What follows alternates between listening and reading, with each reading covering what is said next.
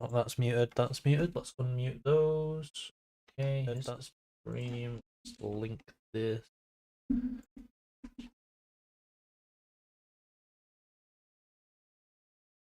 Okay.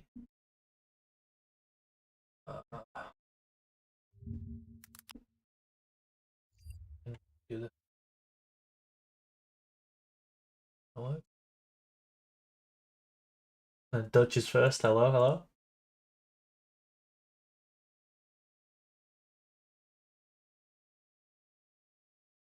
So the first match we need, I'm gonna need like some sort of spreadsheet, I think.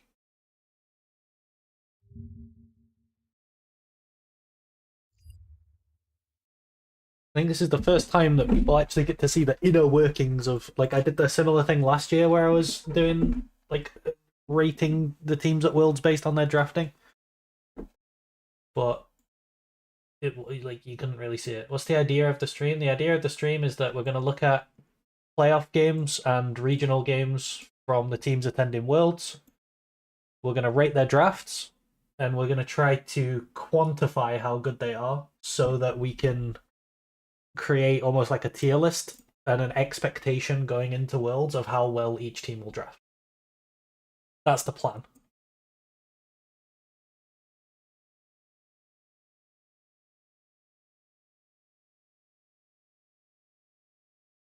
So, we're going to need a column for... That is really hard to see on screen. Okie dokie, let me see if I can... Oh, I fixed it by making it dark. Yeah, it's when you make a Google Sheet document, it has white background by default. But I always make it dark grey instead. Much nicer on the eyes, I think. Right. Yeah, it's flashbang white. So, if we go... First way of doing...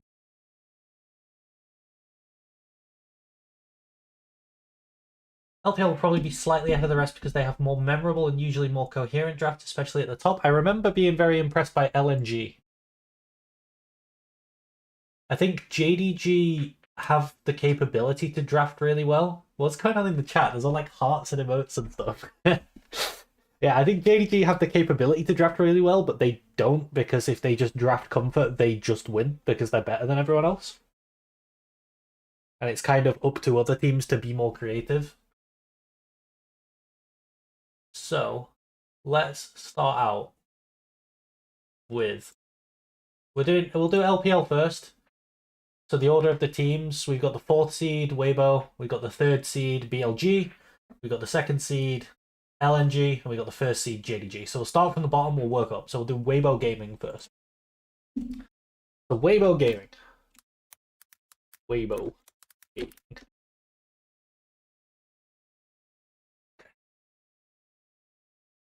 So what have we got? First series. LNG is 3rd seed. Oh, right. 2nd seed is determined by championship points, of course. I should be able to zoom in. This is text size. Here we go. Weibo Gaming.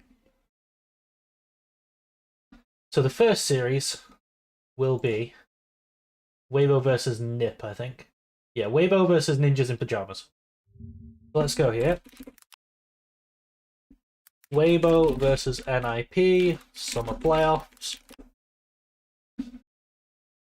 Highlights for all games. Do you think this will show the drafts? If you hit all your skill shots. No, it skips it. So we'll do it game by game. Okay, so is there anywhere where it says what patch this is on? Patch 13.13. Okay, so this is before... I need some notes. Let me...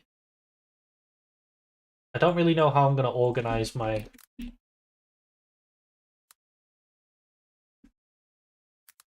Patch 13.13. Actually, Notes should go. I know what I'll do. I'll do like blah blah. Yeah.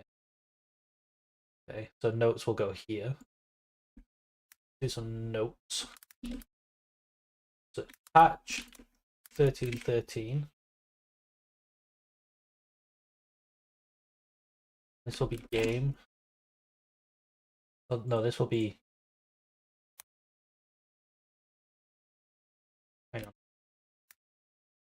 This will be like rating, I guess. We'll put a rating here, put a game here, and then this will be game 1. Then we can have a rating, and then this notes can go all the way down here. No, not like that. I'll just put 1313. Those will all be 1313. If you want, you can organize it while I do this. Like, give me access to the document. I'll just go in another tab, organize it. Okay, I mean, yeah, if you want to do that, man, that sounds great. If you're willing to do that, 100%. Let me. World teams draft ratings. How long's the stream gonna be? A good few hours. I don't know if I'll definitely get through all of Weibo. I'll probably get through all of LNG, and then we'll see if we can do all of LPL today. That would be good if we could, but it depends how long it takes.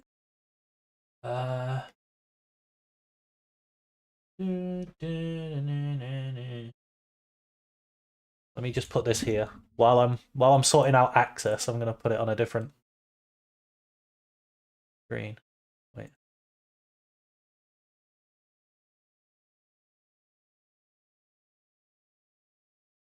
Okay, DM me on Discord the email that you want to access it from, or like the Google account, and then I'll give your account access,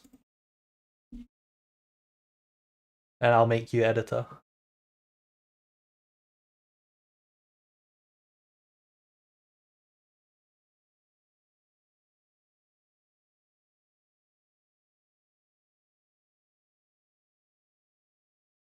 Okie dokie. Do this. Editor. Send. Okay, you should have gotten a request. No?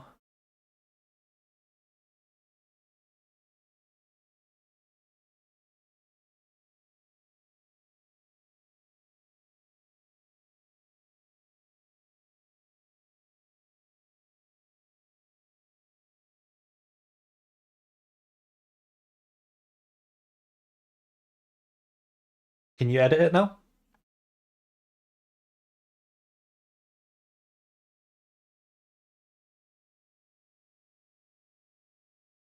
Nice. Okay, I can put it back on this screen now.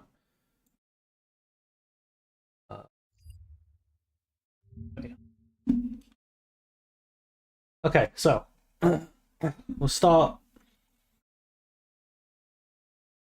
Gonna get this open as well.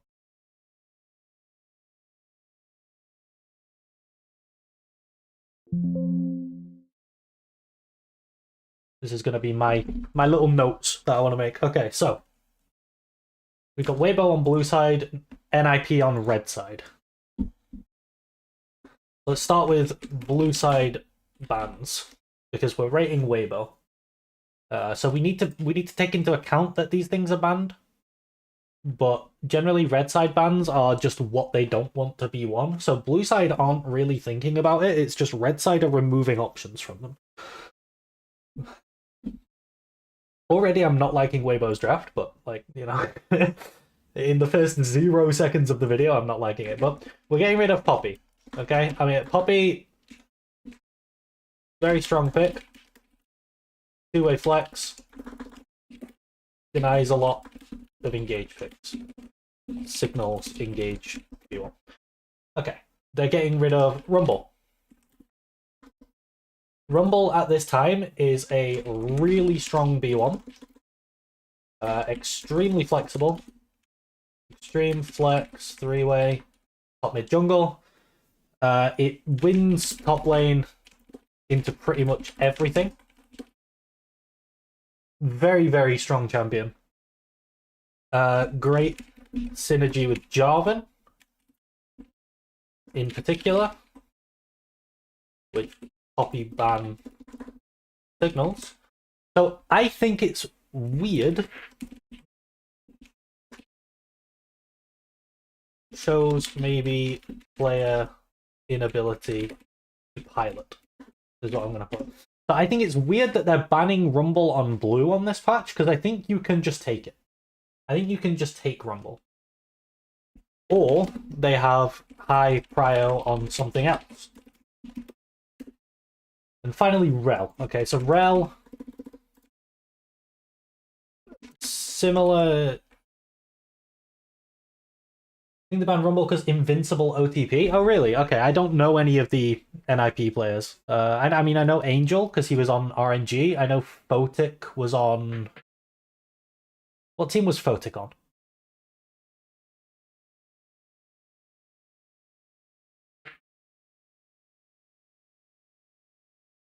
He was on one of the top teams last year. I just can't remember what team it was. But like those two, I vaguely know of, but I don't know Invincible. But even if Invincible is an OTP, you can still take the Rumble. Like that still stops him getting Rumble. So that's why I think that's weird. And then Rel, this is like flavor of the month OP champ.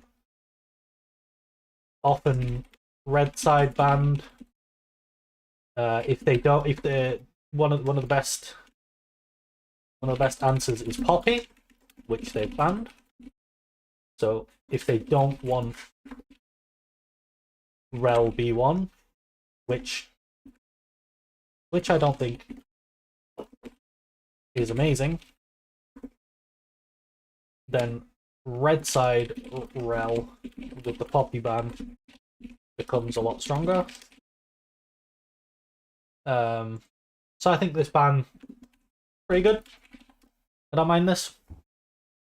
So let's think back to 13-13 and think about, are there any, what was complete, like what was OP on 13-13? Because this was before Aatrox. This were, okay, so the OPs, there's Kai'Sa, for sure, that was one of them, but that's red band. So they're not missing that one, that one's fine. To be honest, I think Red had a very good idea of what was the strongest. Like, this was right on Static Shiv LeBlanc, right? Static LB, Red Band. Then you've got Trist, which I still think is a red ban. Like, I think Trist is really broken. There's also Jace, which is open. I'm sorry if you can hear my granddad shouting. I think he's watching the Formula One and something good happened. You know what? I'm going to go see what happened. I'll be right back.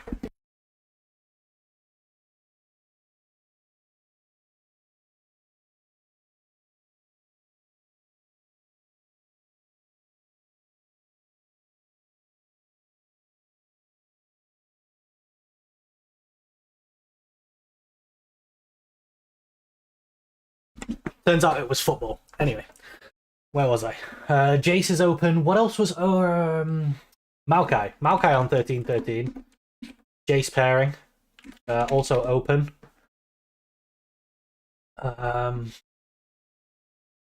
Let's think back. Azir. Open.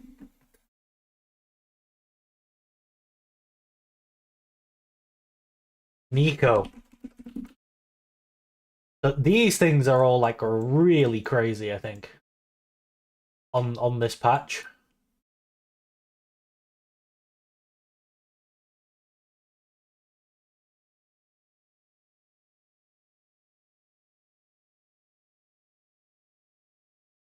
I'm trying to... Oops. I didn't want to do that. I'm trying to remember if there's any other, like, meta things that I'm missing from 13-13. Let's see what was nerfed in 13-40. It was Ivern, right? Still? Or was did Ivern... Yeah, Ivern is open. This was Neferi patch, okay? This is when Jax got nerfed. So Jax is good on the patch that we're watching. This was before the Giga Kindred buffs, okay.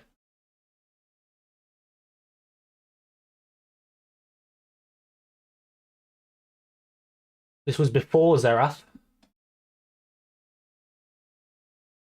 Alright.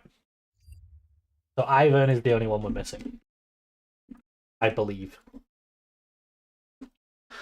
So, moving into B1. Moving into B1. We get Vi. I mean, ew.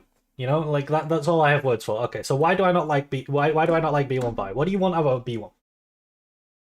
You want one of two things. Number one, you want a champion that's so broken that it warps the game. Okay? This is like 13, 14 Aatrox. Okay? Like, it doesn't matter what he's doing it so well that it just warps the game. Like, this is one of the things that you want. If none of those exist, which I don't think any of those exist right now, right? Like, Tristana kinda does that. Kai'Sa also kinda does that, but they're banned out.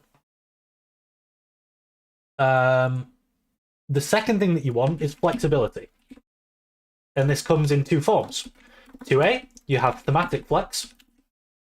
2B, you have role flex. So, Vi does not have thematic flex. Okay, so in terms of engage, disengage, like range, and then you can throw pick in there as well.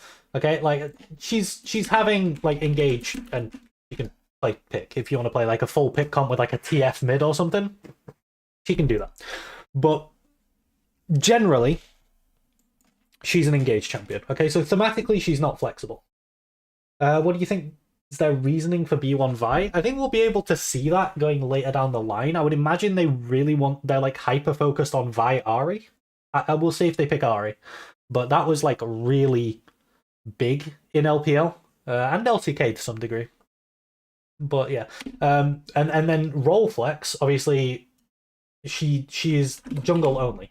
Okay, so like the flexibility of the champion doesn't lead her, like it doesn't make her a good B1. So what is the punish for not having a flexible champion on B1? It allows the enemy R1, R2 to draft and like counter thematic and like direct answers. So this isn't direct answers aren't as prevalent in the jungle. Counter thematic obviously is, and we can see this already from red side. They're going Xayah, which is a heavily disengaged themed champion, but it's also kind of a direct answer because what does Vi need? Vi needs R targets. I can't type. She needs R targets. Okay, if you can deny R targets, Vi is half a champ. Just so much of her power budget of the champion is put into her ultimate. So if you deny R targets, like Xayah R does this, Cassante W does this, Fiora W, you have Lissandra R, right? There's a lot of champions in the game that have tools that stop them being Vi ulted. If the enemy is drafting entirely to run into you, you can even start looking at things like Vlad W, because Vlad, when the whole team needs to run at you, becomes viable. So there are lots of things that completely shut down Vi's ability to play. There's also, the biggest one in the game is Morgana E. You just slam a Morgana in support or jungle, like jungle Morgana, still viable, not as good as it used to be, not broken like blind pick like it was at MSI 2021, was it? There was some point when it was broken. But Morgana E completely shuts down Vi. So there's a lot of things that you can do. So yeah, we'll have to see what they continue to draft and what this Vi B1 leads into, but the only reasons I can think that you would pick Vi B1 is one, player comfort, and two, you're really hyper fixated on something like Ahri Vi or maybe Nico Vi, like a a synergistic pairing. So we'll put playback speed on 2. Okay, so they take the Nico.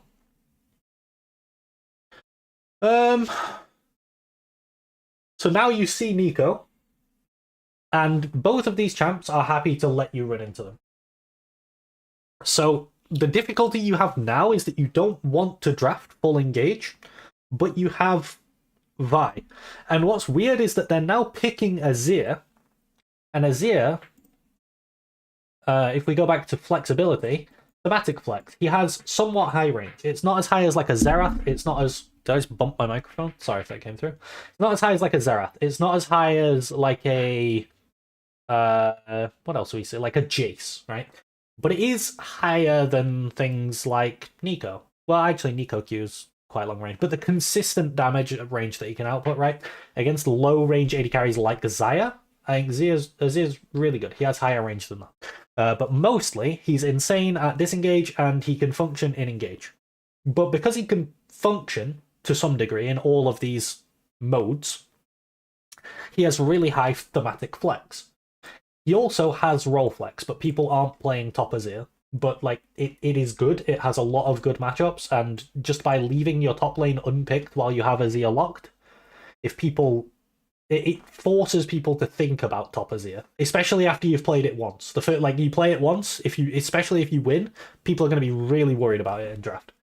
So they could have just picked this Azir on B1, seen what the response would be from NIP, and then if NIP are drafting like range to counter the Azir, like the Xerath, then a Vi angle becomes apparent. Rather than forcing it on B1, giving them easy disengage tools, and then trying to patch it up by going with the Azir. So, do I like the Azir? Yeah, I mean, yeah, I like the Azir. So B2, Azir, good. What they like an option they could have picked on B1 starts to patch up their weaknesses. Good into Xayah. And see lane matchup. The lane matchup's fine. Azir into Nico is absolutely fine. Then we here I think we blunder completely. Like the problem you have now. Okay, we're going Cassante on B3. Cassante, I think, is a lot of his power in draft. I think he's a really powerful champion in draft. I also think he's broken. I think I should put Cassante here. I'm a big Cassante advocate. A lot of the power... Imagine if I could type, by the way. A lot of the power of Cassante comes from his flexibility. He can mid and top. He can engage, disengage, pick. Whoa. Pick. And somewhat function in poke as a cleanup champ. He doesn't really like being in a poke comp, but he can somewhat function. But by picking him on B3 alongside Azir,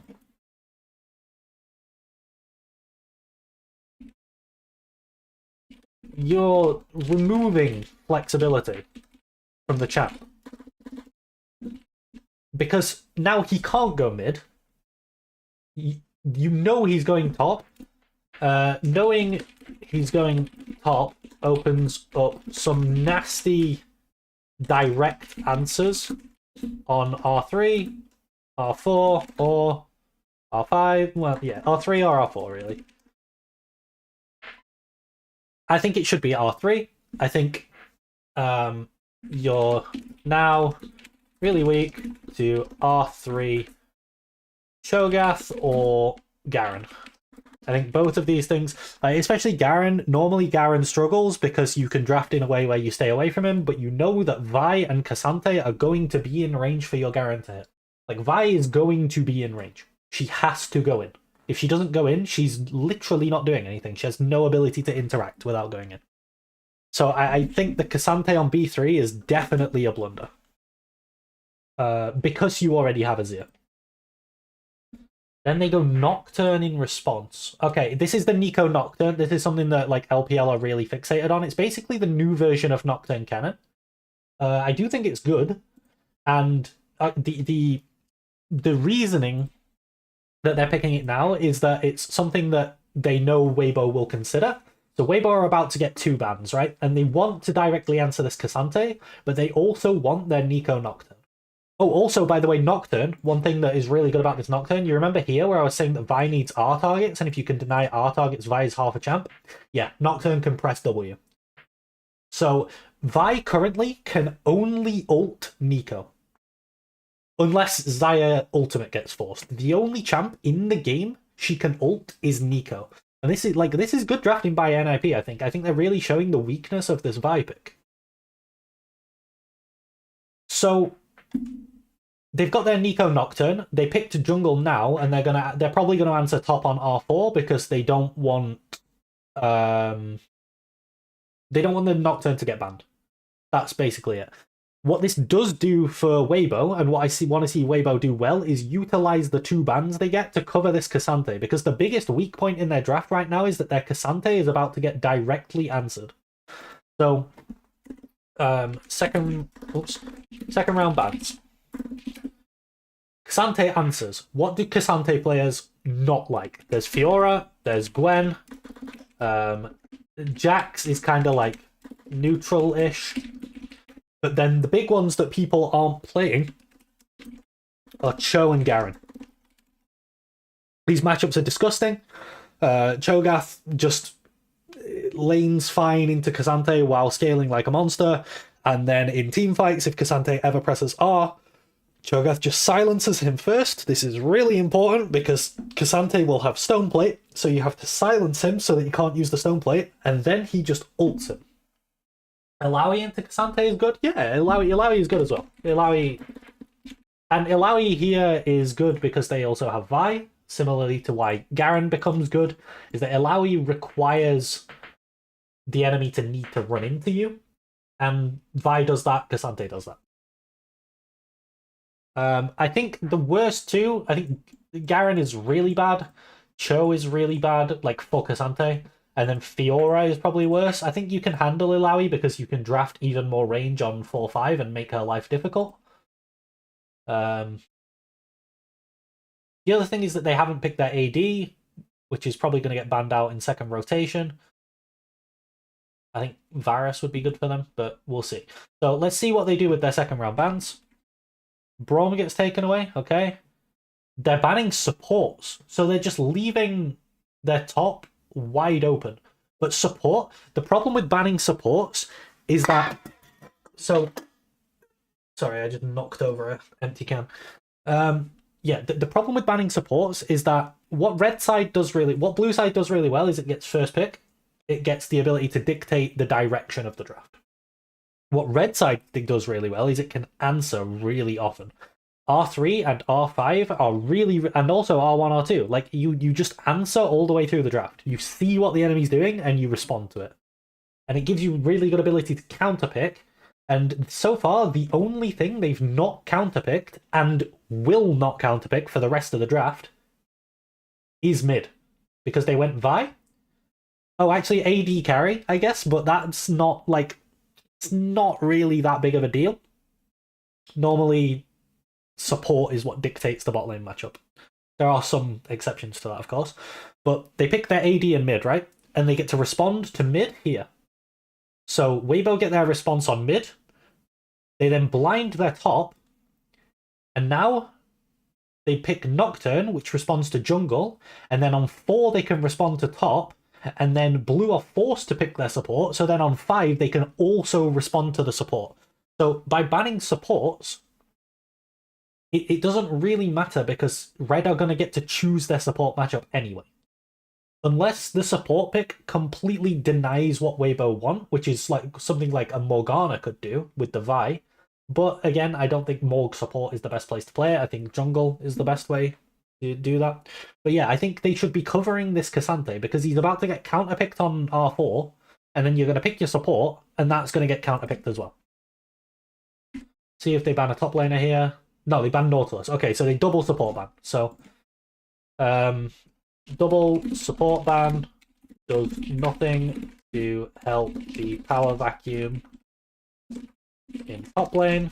Support bans on that useful, since red can top on R4 and suck on R5, counterpicking both anyway. So they should top now. I would imagine. I don't know if it. Excuse me. I don't know if Invincible. So red blunder here by picking Blitzcrank. Like, there's just no reason to ever blind your support. When the enemy top is shut, you can just counterpick their top now. Like, what do you gain by leaving top to fifth pick here?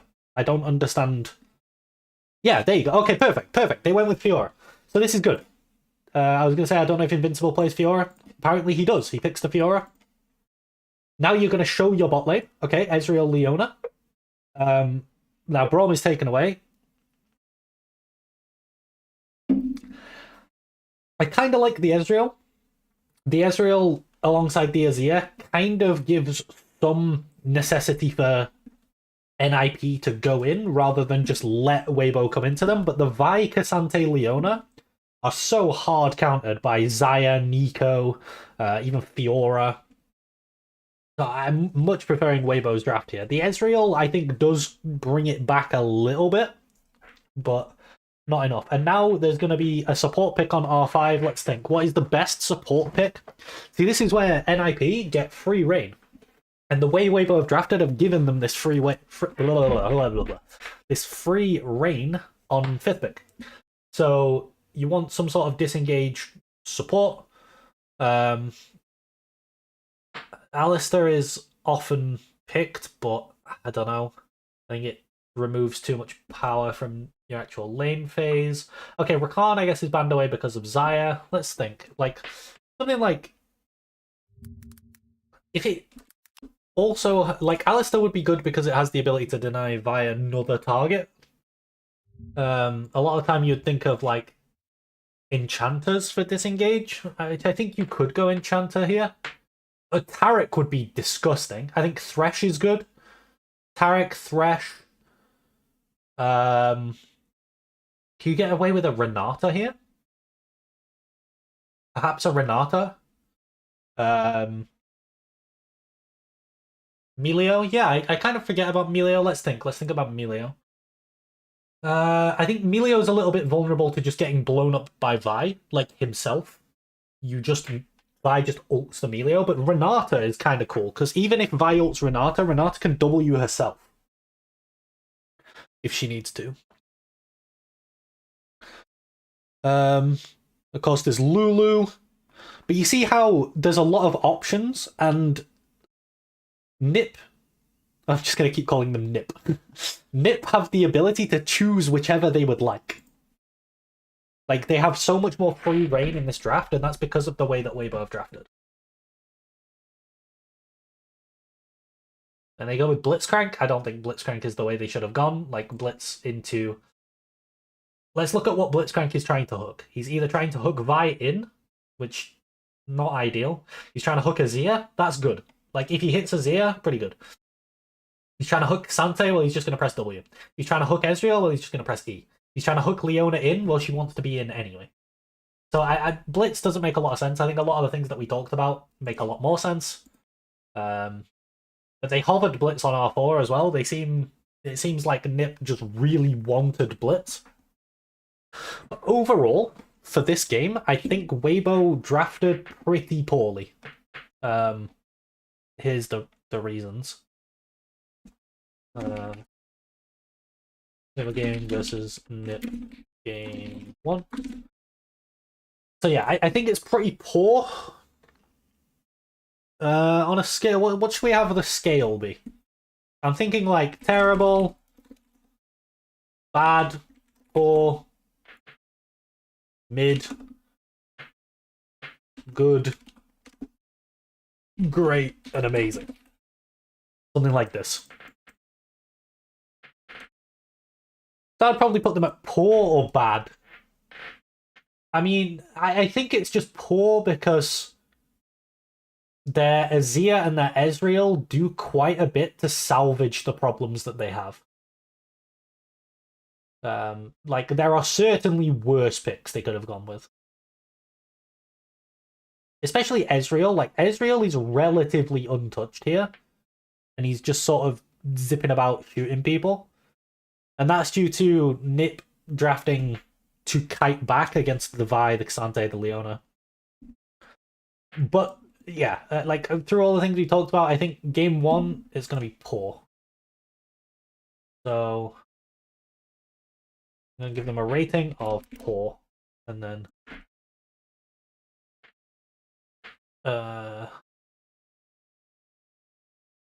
just going to jot down here that it's going to be like terrible. Terrible will be a 1. 1. Bad will be a 2. Poor will be a 3. Mid will be a 4. Good will be a 5. Great. Oops. Great will be a 6. And then amazing will be a 7. So this is going to be poor 3. Oh, I'll just put 3 because if you use a numerical value, you can do calculations later. So yeah, not a great start for them.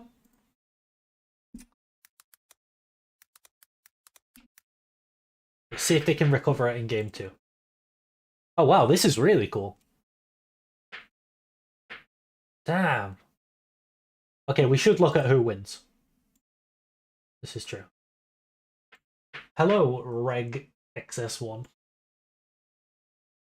I'm assuming Weibo end up winning. They are just the better team.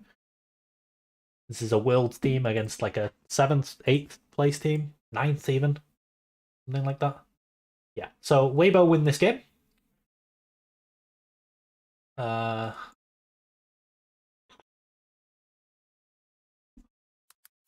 that in there. What am I rating? I'm rating the drafts of each team. Like the drafts of each game for the teams going to Worlds. And then after we've rated each draft, we can get an idea of which teams are best at drafting going into Worlds. So we're starting out with LPL. We're doing Weibo Gaming right now. Grab this. Okay. This is going to be Weibo Gaming versus Ninjas in Pajamas. Game 2.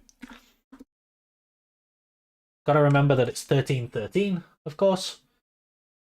Get game 2. Oh, we've got LEC season finals on right now. Interesting. Wait, this is game 4.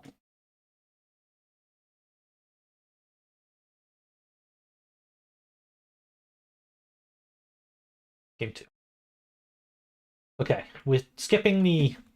So this time we're on red side. So we're going to judge the red side bans. Ideally, you would want...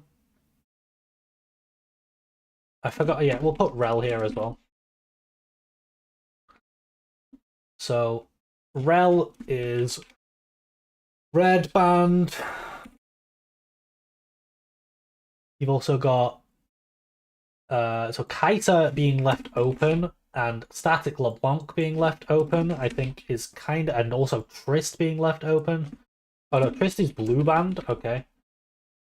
Jace open, Maokai is a red ban. And then, yeah, this is open too.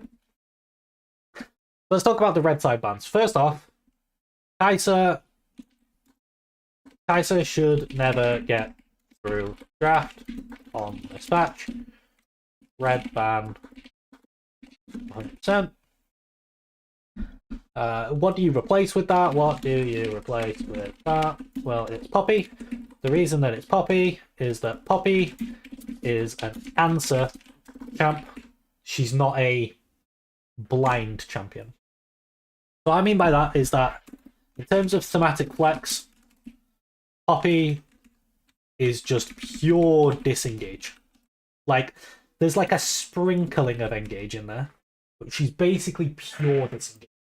And what she does is she's really great at answering things like Rel, like Jarvan, like mids like Akali, these sort of things. Poppy's really good at answering those. There's also like Jax in top lane if you want to put Poppy top. But if you pick her blind, and then the enemy drafts things that don't need to run at you. So the enemy goes like Ezreal, they go Jace, they pick up like I don't know if you guys know Team Rocket. Team Rocket was something that was meta for quite a while in LCK, and Team Rocket looked like this. So it was Jace, Jungle, Zoe, Ezreal, Yumi. Okay, Poppy cannot play against Team Rocket because these champs never need to run into Poppy. They're just blasting her from way outside of her range, and Poppy has no ability to go forward. So that's why, basically, that's why I think Poppy is not a good red side ban. I think it's a good blue side ban, because with a blue side ban, you're covering yourself for what you're picking on B1. With a red side ban, you're denying a B1 from the enemy. So that's red bans. The Maokai ban, this is like a really small thing, but maybe Maokai ban shows a unwillingness to play Sylas in mid lane. I don't know. Have I ever seen Xiaohu Sylas? It doesn't stand out like Knight Sylas or something, but I'm sure he's played it. Let's have a look. Yeah, he's played 25 games of Sylas in his career, so he does play the champ.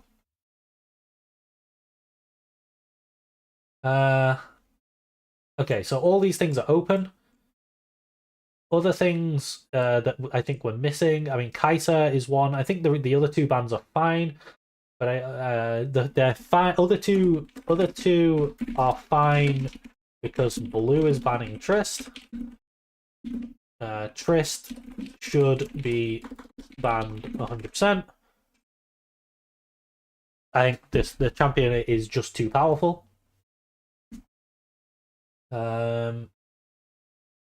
Okay, so that's red side bans. So these bans are pretty good. Like, they're not terrible. Like, I'm sort of picking critique here, but the bans are not awful. The Poppy one's a bit suspect, and the fact that Kai'Sa is left open is kind of criminal. But Kai'Sa doesn't get picked on B1. Kai'Sa should be picked up immediately by Weibo.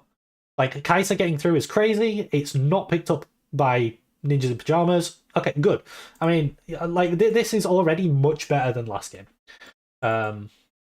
If they pick this Rumble as well, like, let's just make sure they pick it, and then, yeah, cool. Okay, so we talked about this last game. You've got Kai'Sa, best champ on the patch. Ridiculous flex.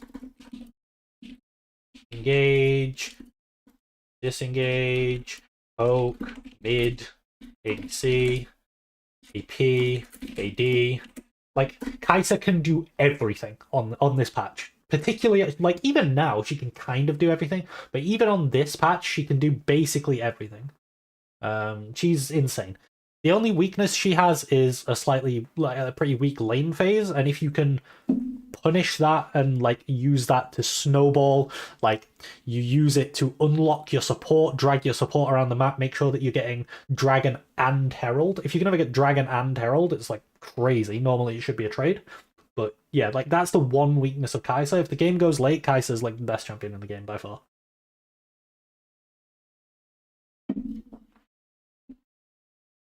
Do you think this holds for the Worlds? A lot of the champions will change, but the fundamentals of drafting will never change. Unless Riot change like the order that you draft in, right? But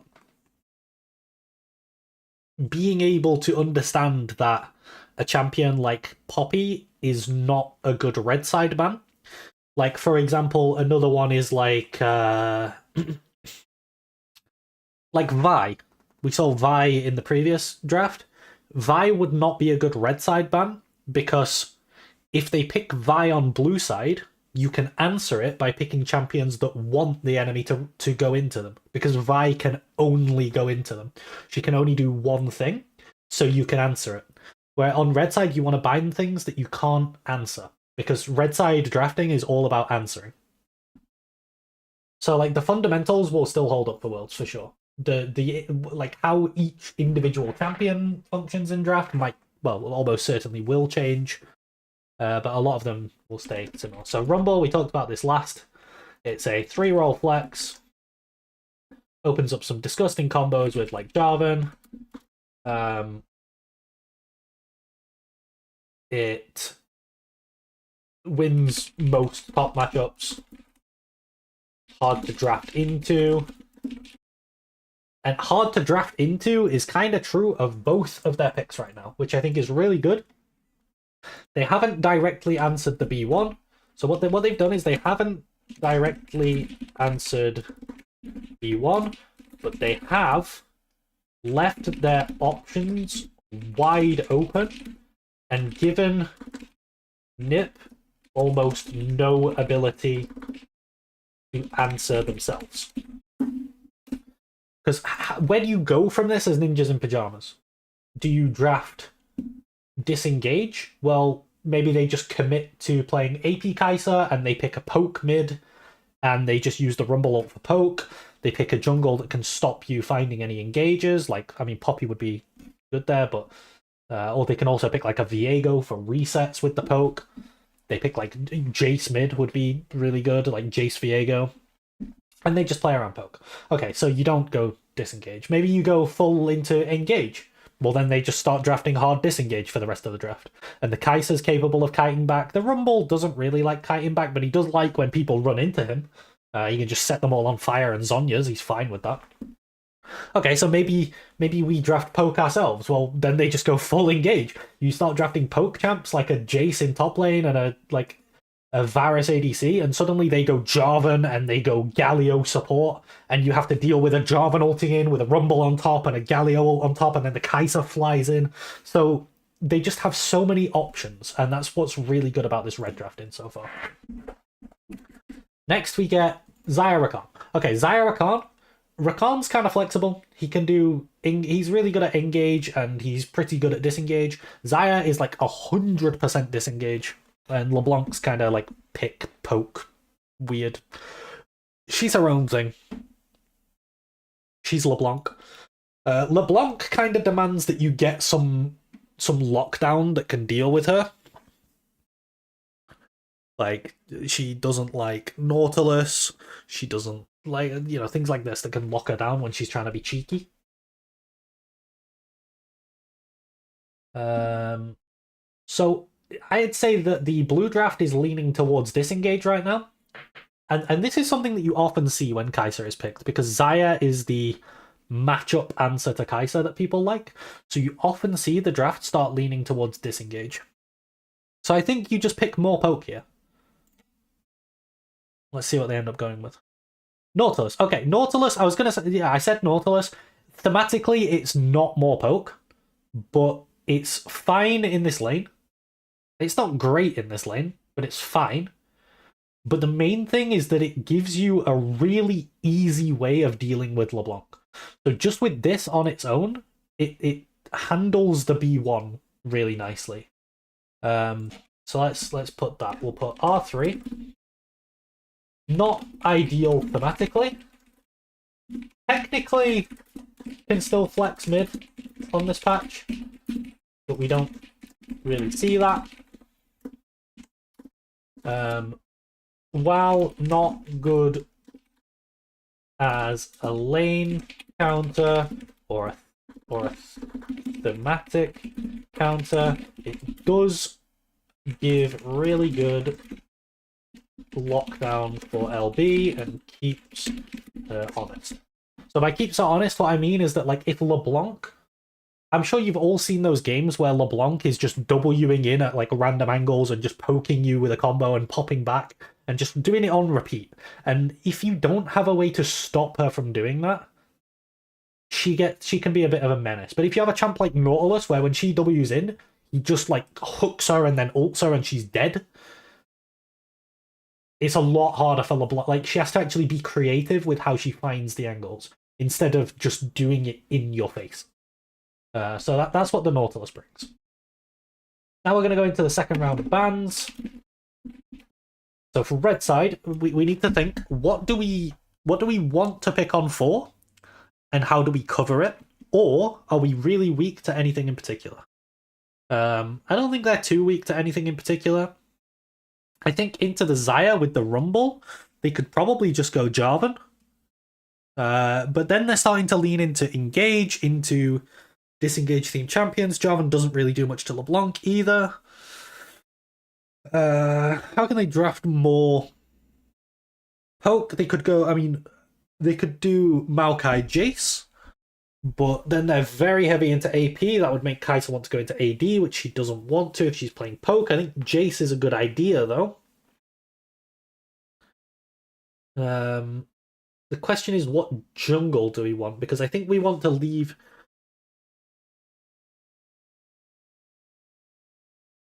We want to leave mid, or potentially top, until 5th pick. The reason we want to leave it until 5th pick is that we have Rumble Flex. If we pick mid on 4, then they can counter our top lane. If we don't, we could still potentially play Rumble into the LeBlanc and just push the wave and play that way. So they have to consider that when they pick their top laner. But if we pick top on 4 instead of jungle, then they don't have to consider it.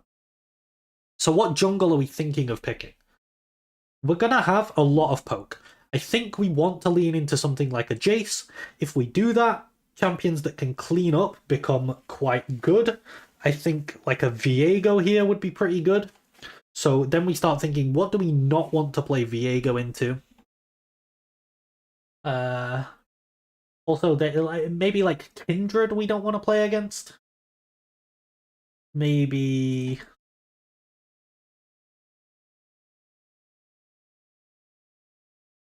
Ivern. I think Ivern would be really good for them. I think Ivern would be a great ban. He can basically just shield a lot of the poke that we're trying to throw down.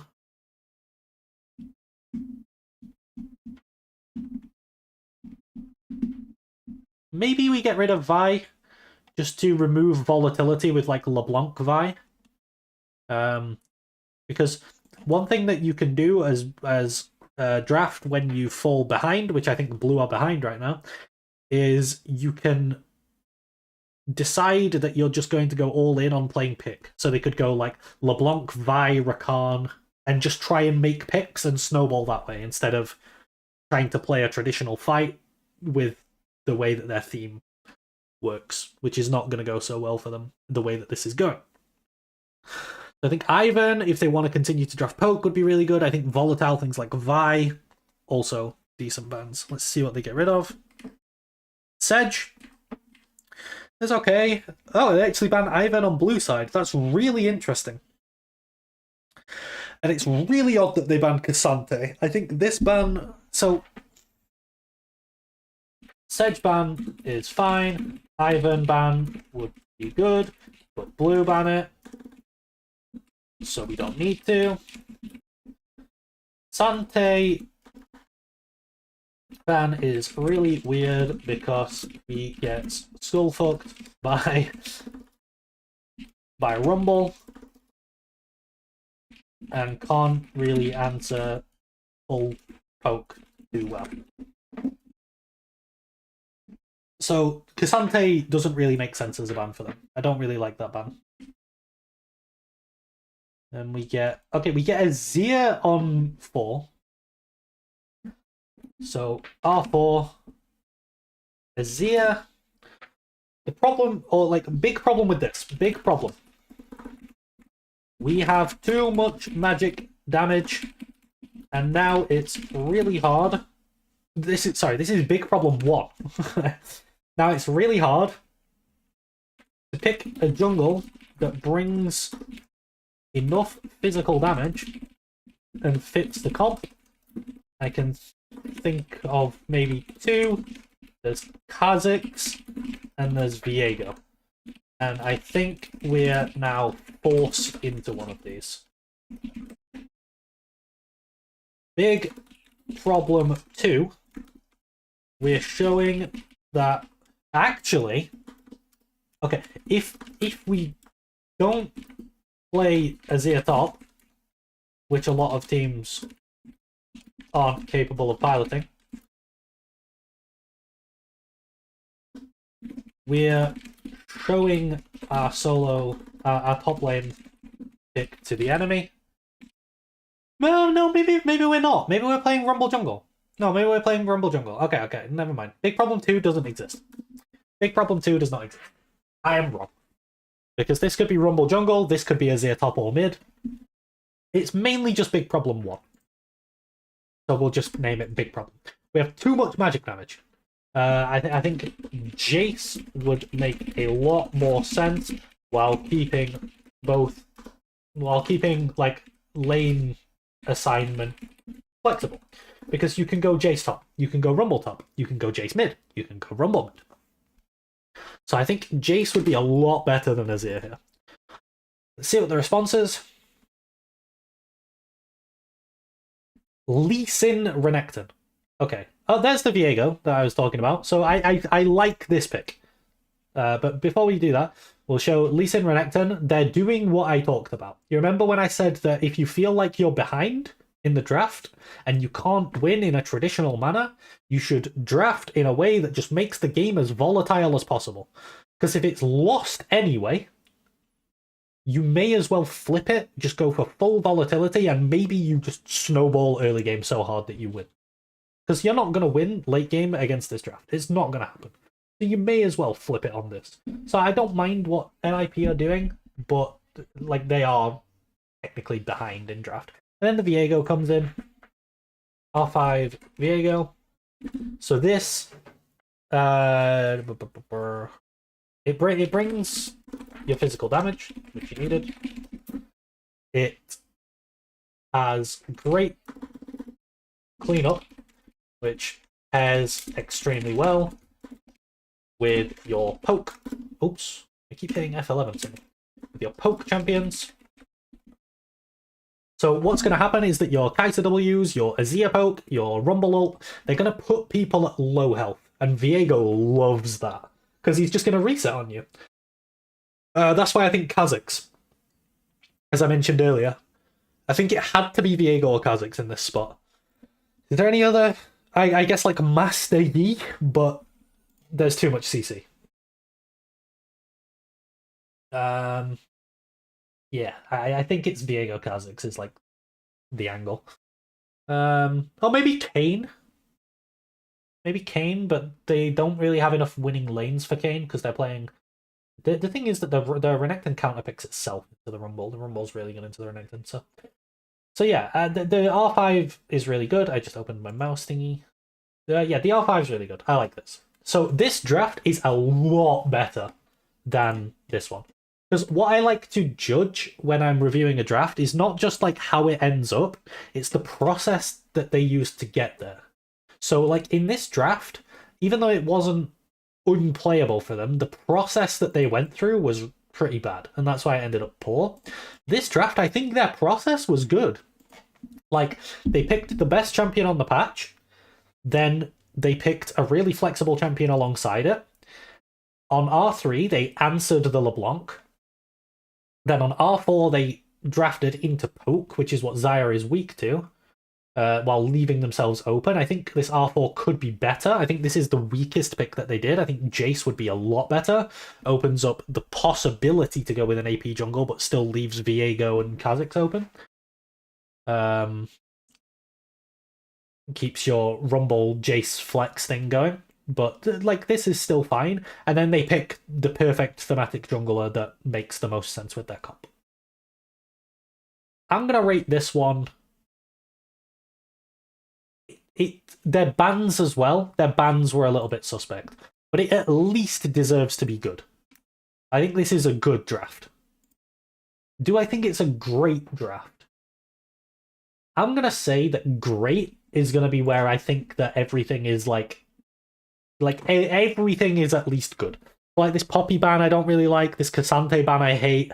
The Azir pick kind of forces you, like it's kind of suspect. So that's why it's not great. And then if these things were fixed up, it would be great. And then if they did something exceptional, then I would give it an amazing. I think that's going to be the criteria. So yeah, it's a good draft. So far they got themselves a 3 and a 5. Let's check game 3. Oh wait, I need to check who wins for the spreadsheet. And of course they end up losing this draft somehow. Looks like a The Shy moment. Just goes 0-6 for no reason. Also, what the fuck is he building? Why does he have a Shadow Flame, an Alternator, and an Oblivion Orb? And Kaiser's building AD.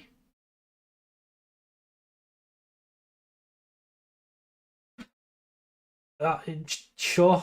What a weird game. Ah, yeah, the 0-7 The Shy with Shadow Flame Rush Rumble.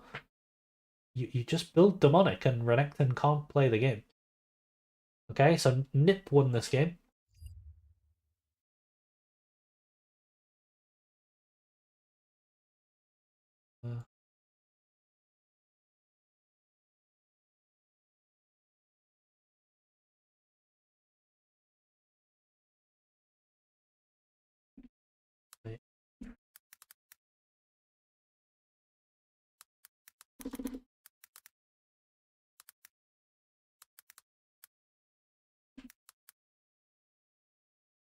Holy shit, Dutch is smurfing.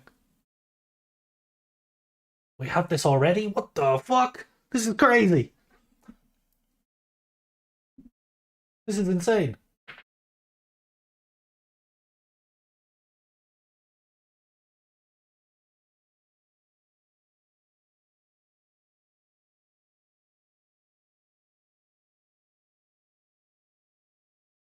Damn.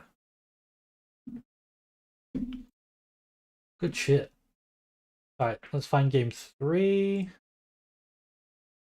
Oh, we're back to Weibo on blue side and they're B1 Vi again, but they were like, wait, last time we B1 Vi, they just picked Xayah into it. So now they're like, oh, we have to ban Xayah because otherwise B1 Vi doesn't work. It's like, no, guys, B1 Vi just doesn't work. It's not Xayah's fault.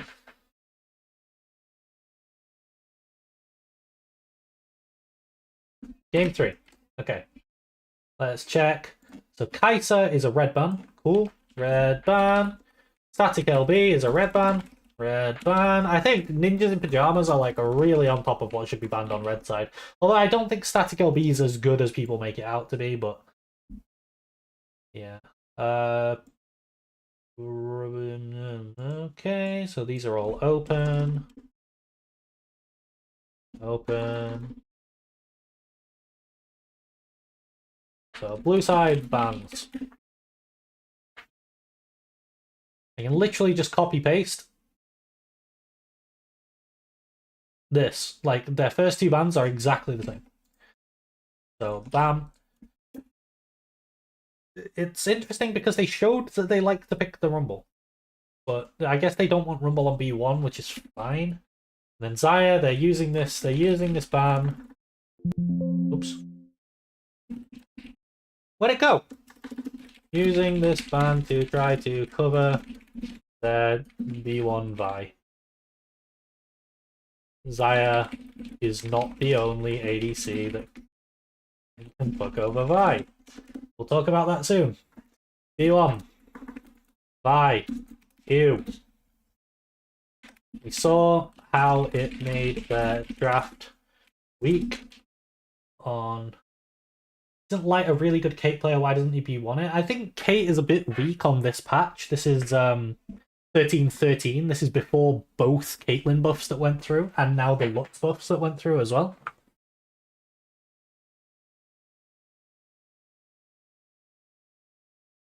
If you want to use this thing more often, I can make a clean version of it with nothing in it yet, and you can use it really easy to use, and without any duplicates and all. That's pretty cool. Yeah, I can do. I have one Discord notification. Let's check. I think it's about me casting.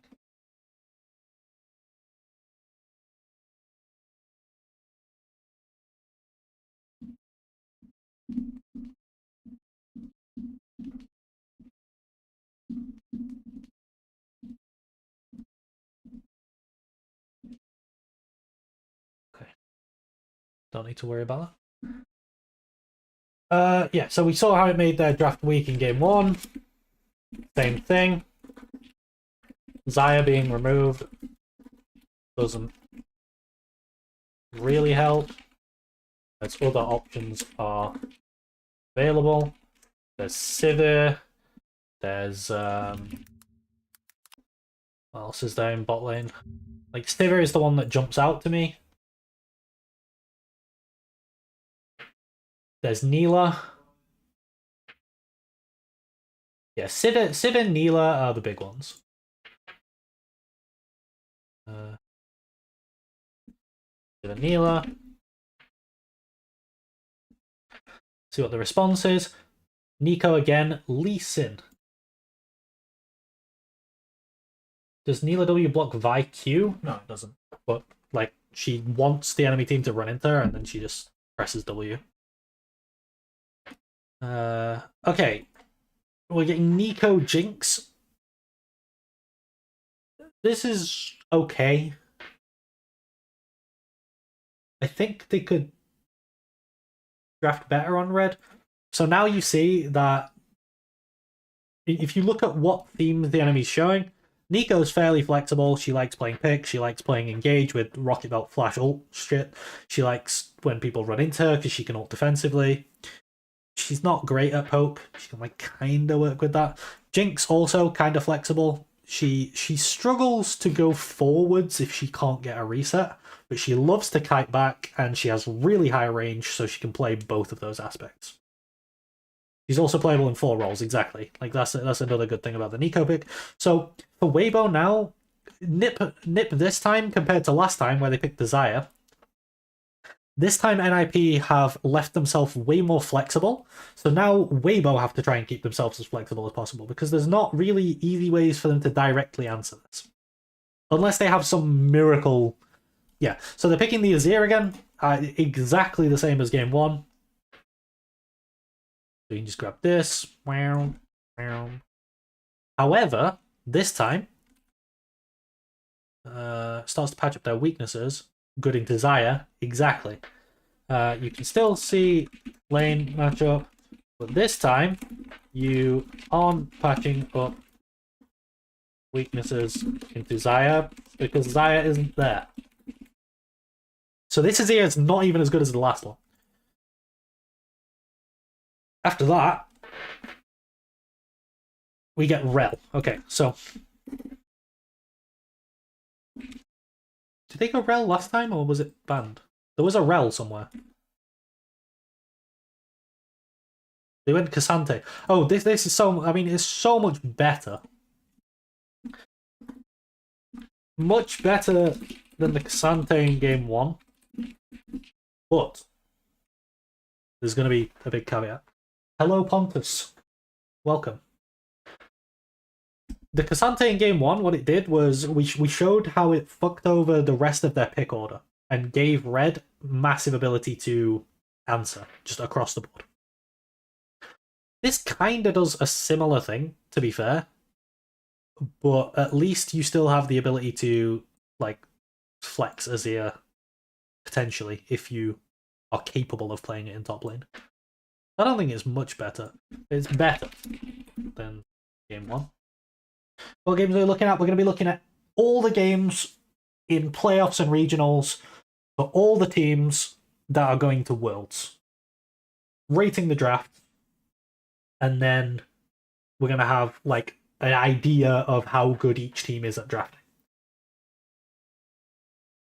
So far, we're doing the first series of Weibo in playoffs, which was against NIP. They had a 3, which is a poor draft in game 1, and they had a 5, which is a good draft in game 2. I'm more focused on the process by which they achieve the outcome than the outcome itself. Kind of like if you do like a really good Baron setup, but then it gets smite stolen away. It's still objectively a good play. Like if your setup was good, but if the enemy gets like some miracle steal, like they, I don't know, Hexgate over and then like like some crazy stuff, Like, the setup was still good. So, like, the process of the draft is what I find most important. Draven angle for blue.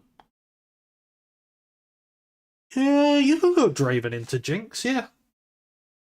The difficulty with Draven, I think, is that blue side Draven really likes having support counterpick. Like, he wants to play for lane. But blue side Draven, it's really difficult to get that, because if red want to, they can pick support on 5.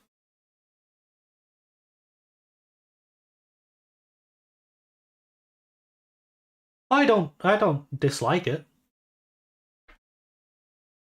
Like, it's gonna destroy lane into the Jinx for sure.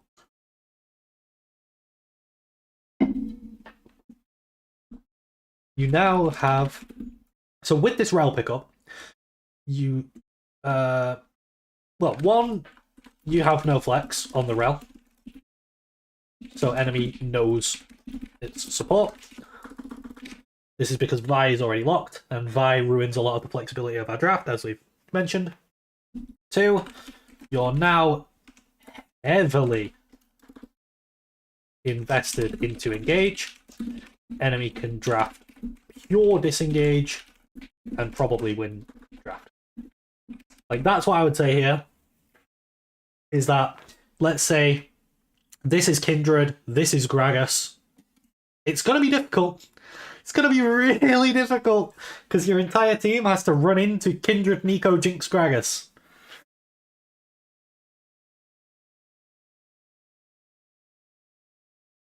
Red should probably just go Ziggs here. The problem, yeah, I guess they could go Ziggs. I mean, this is before Xerath patch. You would go Xerath on current patch.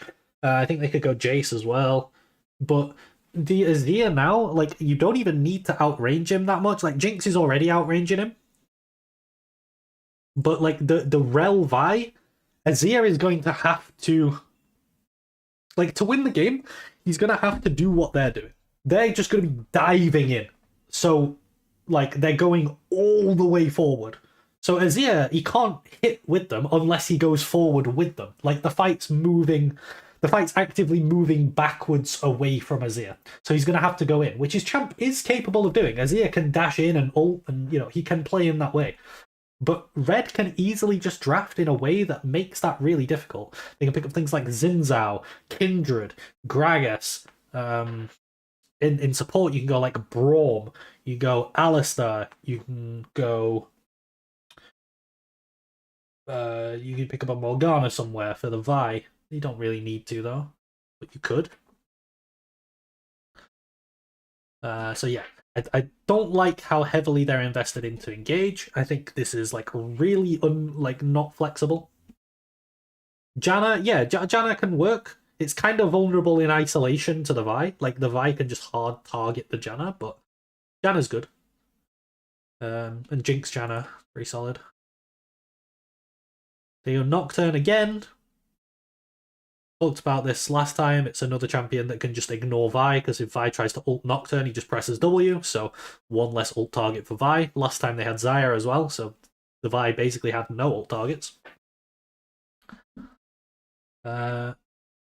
Then, okay, second round of bans. You want to ban disengage tools. That's what your draft is weak to. So, Alistar. Yep.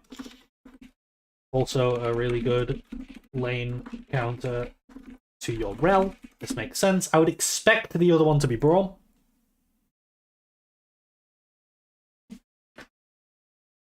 Nautilus. I think Braum would be much worse for you than Nautilus.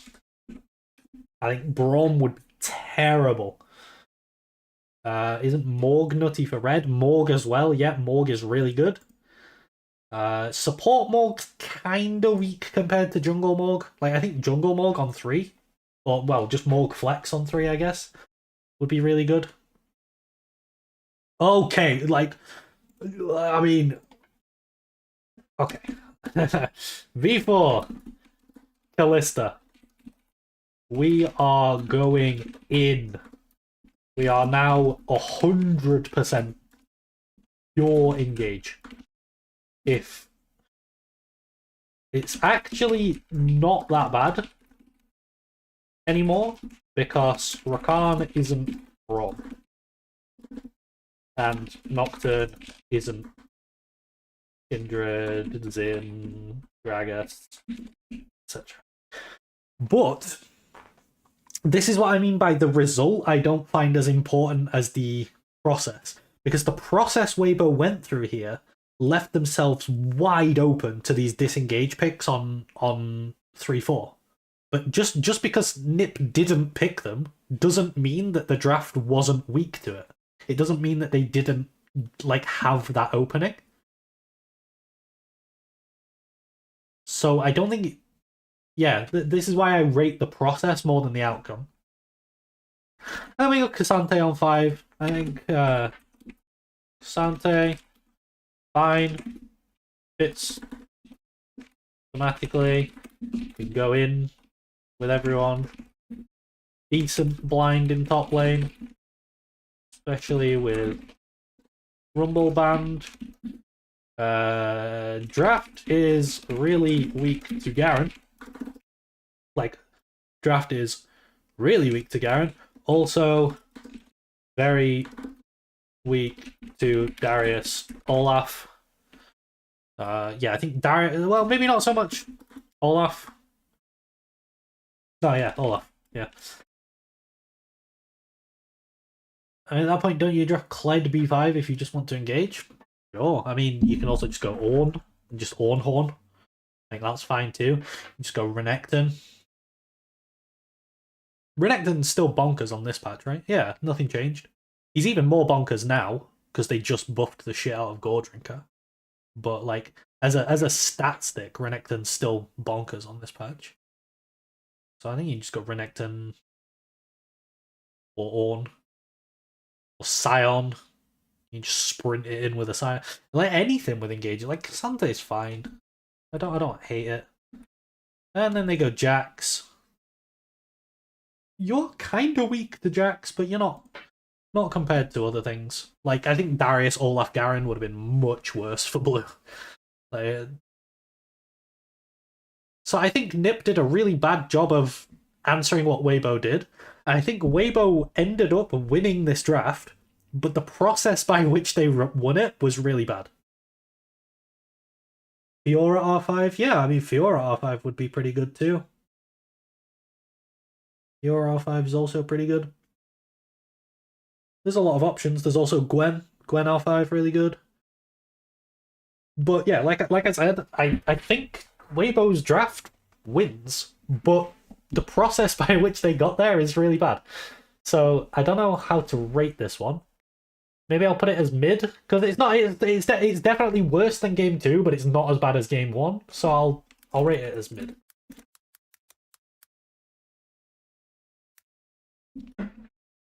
Okay. I already know that Weibo win this. Because it's a 3-1. So I can also fill this in while I'm here. Spoilers. Okay, the data is absolutely smurfing. The data god himself.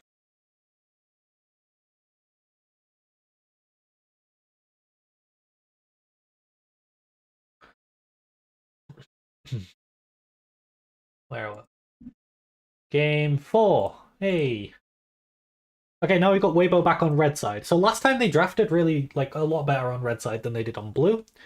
Let's see if we can replicate that again. Game 4. This time they actually banned Kai'Sa on red. Much better. They also banned the static LeBlanc. The Poppy we talked about last time, I don't think this is optimal as a red ban. Trist is, but it's banned on blue, so they don't need to. Hello, Fuzz. Welcome to the stream. Rel is also blue banned. And here we see what I was talking about before. If you want the Rumble, you can just be on it. There's no need to ban it on blue side. Like, you can just pick it up. is good. Like, it can go top mid jungle, and it can do a bunch of different things, and it beats almost everything in top lane. In mid lane, it has a lot of good matchups and then some bad matchups. Really flexible. I know someone said, I can't remember who it was, someone said that it was Sam. Sam said that Invincible is a Rumble one trick, so obviously Nip are going to be more wanting to pick that, but yeah, the bans are roughly the same. Let's see how they respond. They're actually going with Ivern. Okay. This is good. That would be terrible. Aatrox. Renekton.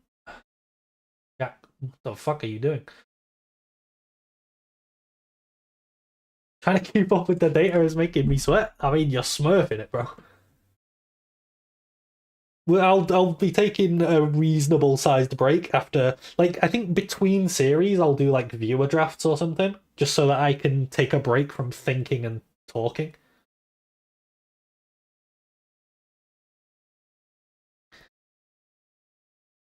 Because I'm doing a lot of thinking and talking.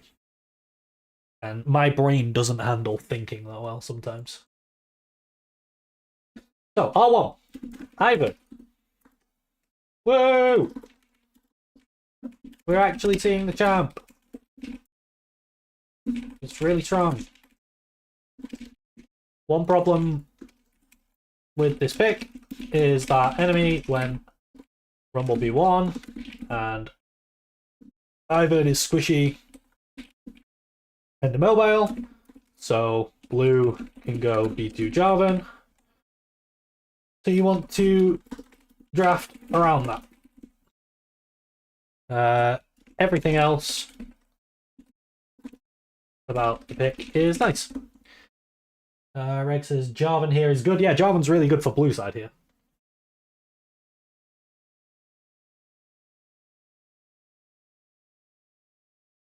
Azir makes sense. Jarvan is yes, exactly.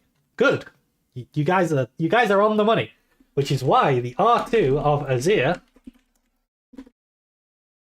as well as the flexibility talked about in previous drafts, Shuffle allows him to deal with Jarvan, which is a pick we might expect blue side to want to pick up on B2. Good. I think Azir is one of the best mid laners at avoiding Jarvan ganks. There's not too. I mean, there's things like LeBlanc, of course. But yeah, we actually see Maokai Jace. Okay. So going into R3, we're seeing a heavy heavy investment in poke. That's what I wanted to say from blue side. So we want to be able to engage onto the squishy poke champs if they continue to draft in this direction, e.g. Varus. Sort of Varus and Ziggs. We don't want to hard commit into engage though, as blue are still somewhat flexible. We just need the option. Okay. So what do we end up going? Also, they've picked both solo laners. I really like this that Nip have done here. I talked about it before in the Weibo draft, where I said that they could have picked Rumble with Jace, and then you don't know which way round the lanes are going. Like, you would assume it's going to be Jace into Azir, but you don't know that. They could put Jace top. And there's some champions that would be really good into, or like some champions that could answer Rumble, like Olaf. I think Olaf could run into Rumble and smack him around. But then you can put the Jace into the Olaf and you can play the Rumble mid. And the Olaf can't really deal with the Jace. So this flexibility is really cool. The Cassante I don't like. Cassante I don't like. We're counter-picking yourself in top lane. versus Rumble. That's kind of the main reason. The flexibility of what the champ can do is still pretty solid, but counterpicking yourself in top lane and using your powerful R3 pick to do so is really bad. So I don't like the offer. We talked about what we wanted, they didn't do what we wanted. Second round of bans.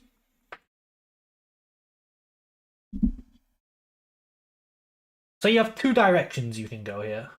One is you can try to deny more poke, or two is you can try to get them to pick more poke. Although, to be fair, like, poke isn't great into Ivern. So if they want, like, a poke Varus or an Ezreal, like, Ivern just shields through it. Ivern's really good. I don't like Jace into Ivern that much. I do like Maokai into Ivern. But, like, I like that they have Ivern here.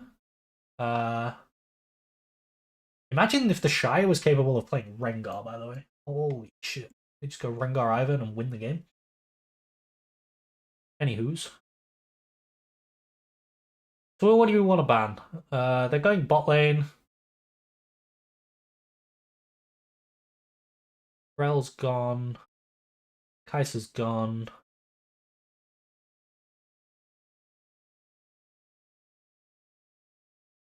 You're going to pick AD on 4? So I think your bans entirely depend on what AD you want on 4. So let's see what they end up banning. And I'll see if I can guess what AD they want. They're banning Xayah? Okay, yeah. Okay, so what they're doing... This makes sense. With the Xayah ban, they're baiting... Or they're removing disengage options so they can continue to draft engage. We'll see if they do that on this. So we want, like, we're removing disengage options, so we get rid of, like, a Braum, maybe? This is a good ban from Nip, though. Like, they see that they're removing disengage options and looking for ways to engage, and they get rid of Kalista. It's kind of cool. They get rid of Rakan as well. Yeah, I think Ezreal would be really good for blue side. I think you're right. The Rakan ban seems like a this is meta ban. Okay, this I don't like. R4. Why are we leaving ADC to R5 when support matchup is at least 70% of what decides bot lane laning outcome? Blind Leona with Braum open is... yeah. I don't like this at all. Varus. Okay, they're picking more poke. Like, this is what they want with engage. But Braum... Okay, Alistar as well. Alistar, I think Braum is the best disengage support. But Alistar's okay. And then Jinx, I think, is fine here.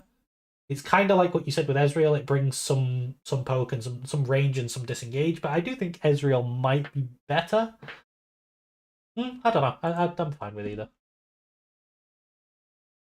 And then this Neela pick is not good.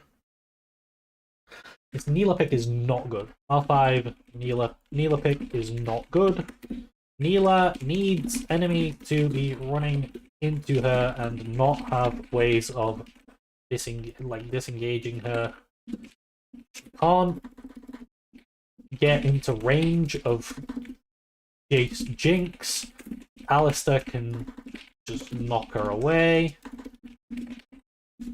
She has to somehow deal with all the poke. Yeah. Ezreal would be better since you want Alistar to impact solo lanes more often. That's really true. Yeah, Ezreal and then unlock the Alistar to roam around. Good point. Yeah, this Neela pick is not good. So they do end up winning this game. Neela actually ends up doing quite a lot. Probably just player gap. But yeah, I don't know. Like I would like to at some point I would like to watch the game and figure out how Neela ever hits anyone. Like why is she 1-0 here? She shouldn't be hitting anybody. Yeah, this is fine. Wave bounces back into bot lane. Bot lane catches wave under tower.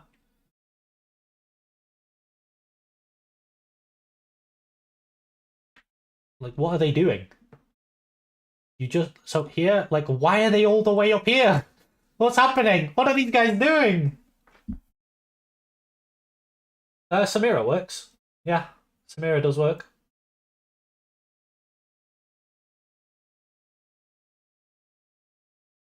I mean, it doesn't win the draft. I think the draft is lost anyway.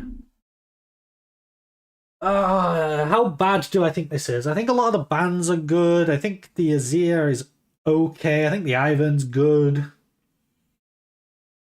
think the Xante's bad. I think the Leona's bad. I think the Neela's bad.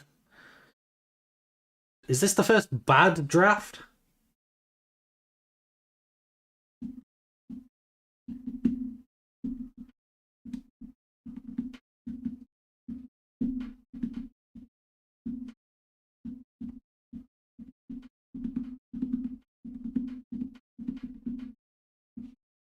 I think R2 Jace would be much better. I don't know. Like, I feel like R2 Jace, you just get fucked by B2 Jarvan.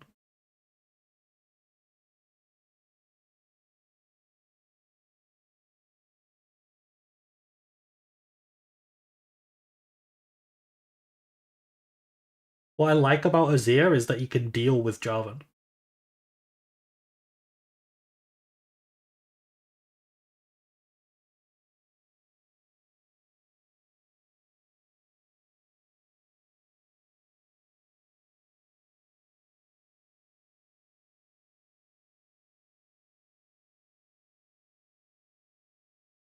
What else can they pick that could deal with Jarvan?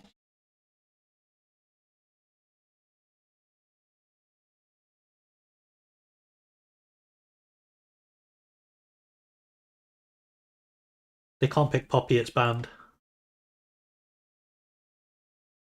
But this does kind of show why I don't like the Poppy ban on red side. Because, like I said, you shouldn't be picking Poppy on blue side. There's no reason to do that. But there are really good windows for it on red side.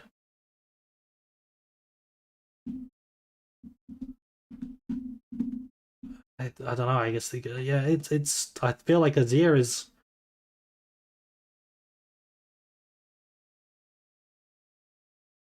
Like Trist could deal with Jarvan, but Trist is banned.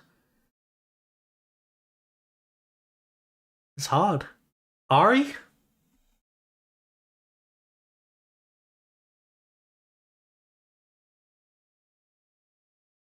Maybe Ari?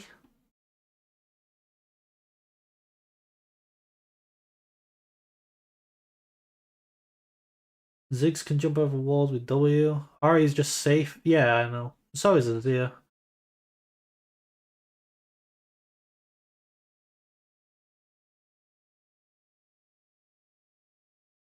I just think if you draft double immobile mid jungle into Talia, yeah, maybe you could go Talia. Cassio. Lissandra is a reasonable one.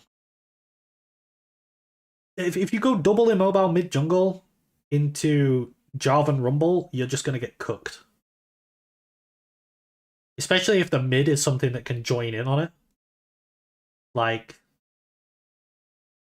I don't know. Pretty much anything.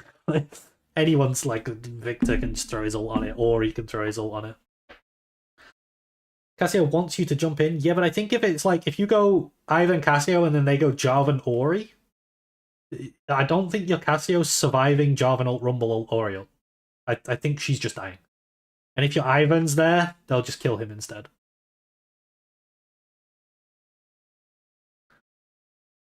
I think you need the safety. But I think that this game was poor drafting from Red side.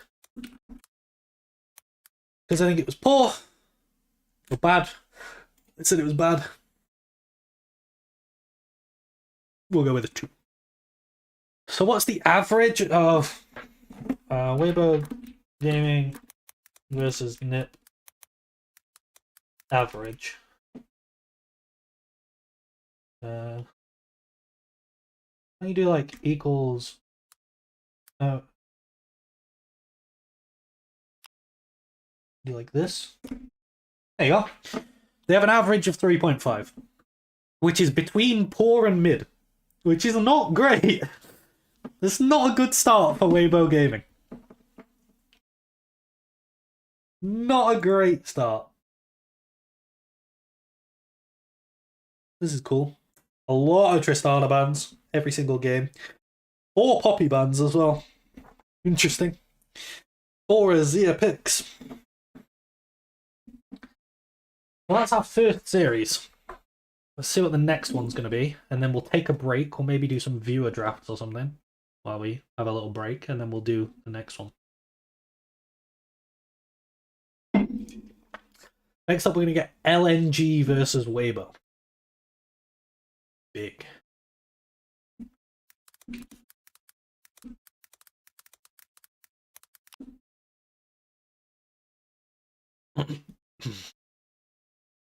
I'm gonna get this.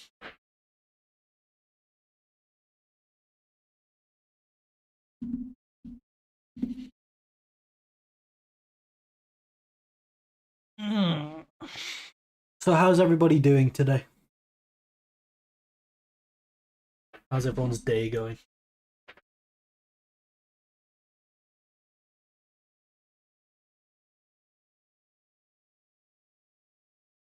See how long I've been live? How long did that take? I've been live for an hour and a half.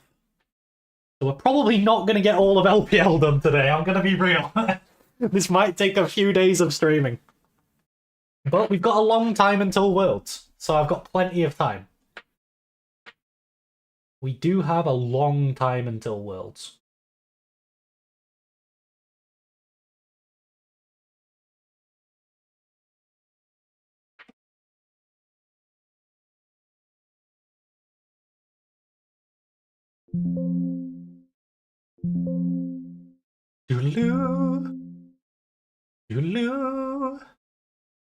Okay, let's see if this is still on 13:30. I'm assuming they did all of playoffs on 13:30.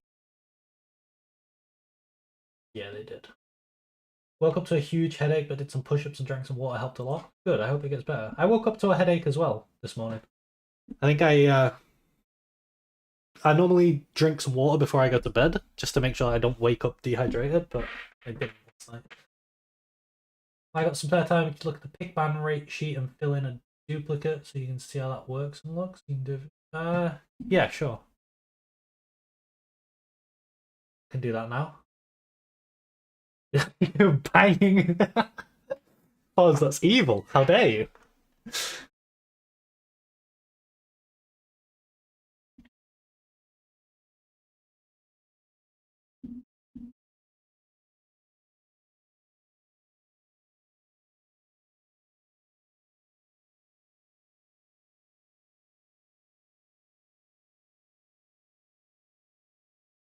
So, I'm assuming is the formula for this based on like the column?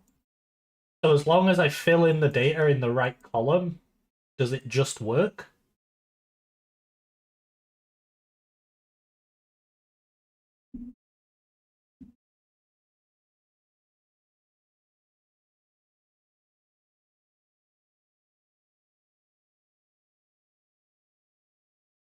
As long as you fill in the champ on the left and the amount it paid on the right, you're good. Cool.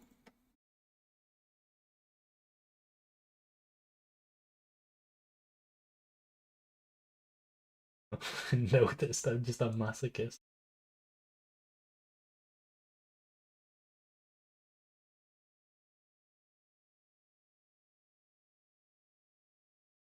Alright, how can I want to put this like in the top right. Put this here. And then let's move this up here.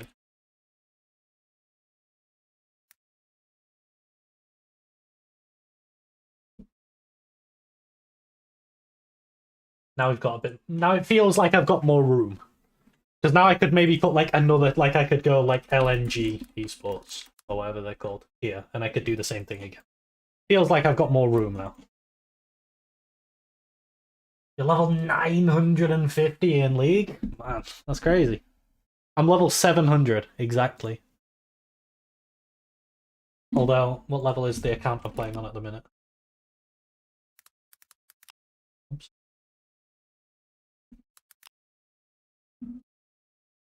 This one is level 79. Level 79. So I don't know. I don't think they don't add up linearly, right? Or would I be level 779 if I played all on the same account? I don't know how it works.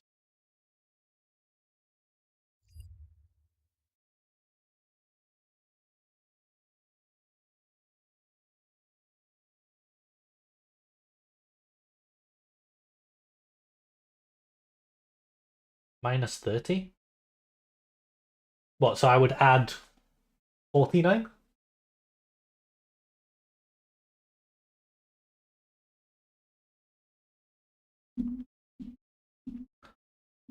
Okay.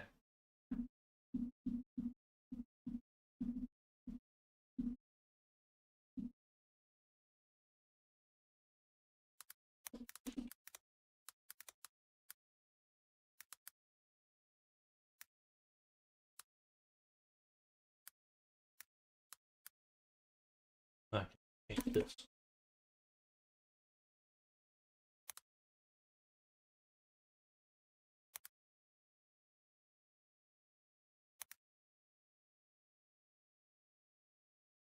So then a dupe, so it highlights it automatically and shows you where the original. Oh.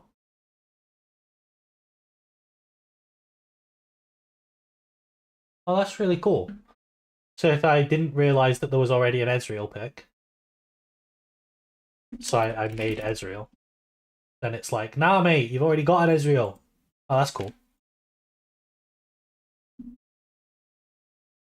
Does it work?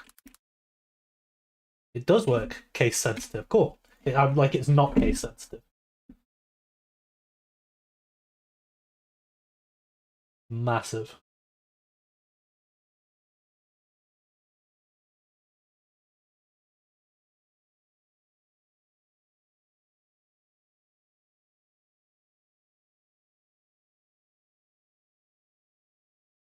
So I guess because I'm doing LNG and Weibo, I'll just review it from the perspective of Weibo, and then when we get round to LNG, which will be the next team, we'll just look through this series again, but through the lens of LNG. Who would have thought being first in your class with computer knowledge would get you somewhere? True. I wish I was first in my class. Oh, this guy said draft gap kind of big. Okay.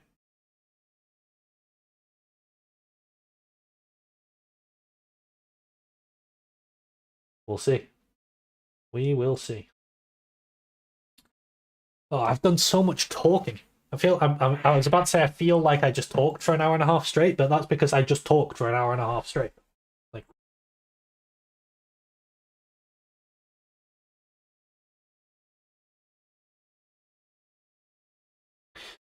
I wonder.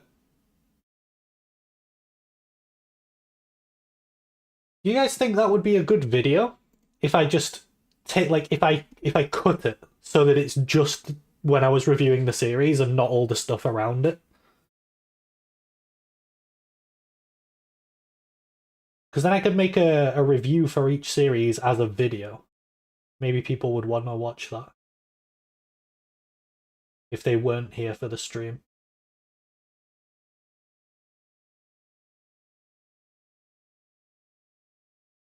I'll probably do that then. I guess this stream. Let me retitle my stream. Maybe I'll do a team a day. Maybe I'll do a team a day. So if we go day day 1 Weibo Gaming. And then it'll be like day 2 LNG.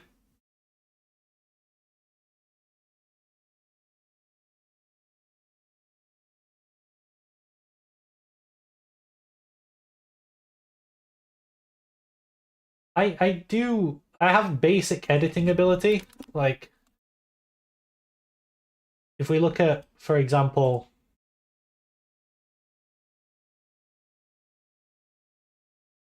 what's a good example? Like this video,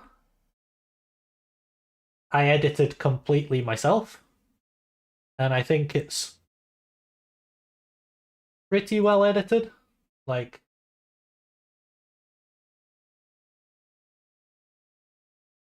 I did all of this shit, and now I'm talking about like different themes, and it's got like examples playing in the background, and then those are popping up as I mention the champions, and then I've got like this shit that it does sort of like fade in.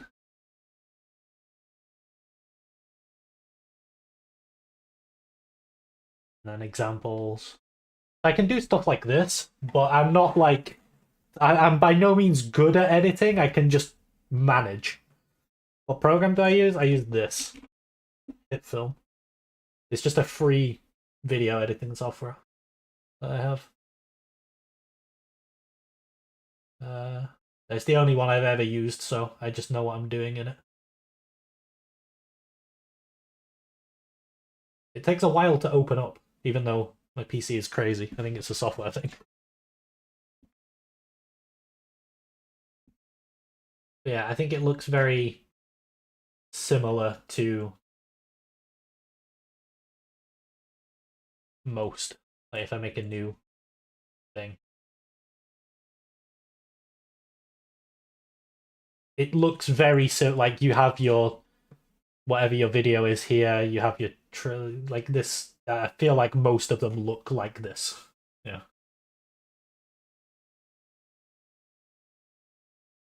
Yeah. Turn the tutorials off. But yeah, it's very standard looking.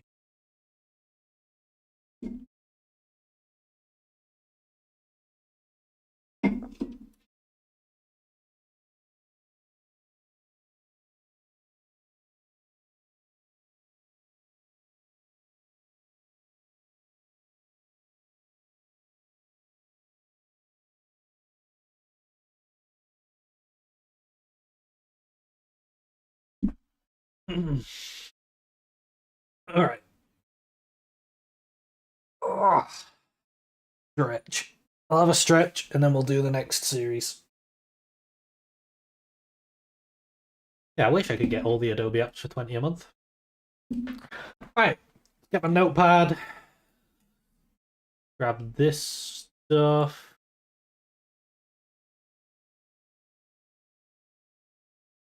Also, I added rel at one point. Yeah, gonna be Weibo Gaming versus LNG Game 1. Notes going. Your fingers stretched and ready? Yeah, I think I'm gonna get my vocal cords stretched and ready. So, jumping in, we've got they are on red side, so we've got red side bans. Kai'Sa. This should 100% be banned. Blue are banning Trist for some reason, so don't need to ban that. Sedge ban is kind of odd, not something you see. Don't think it's a great B1.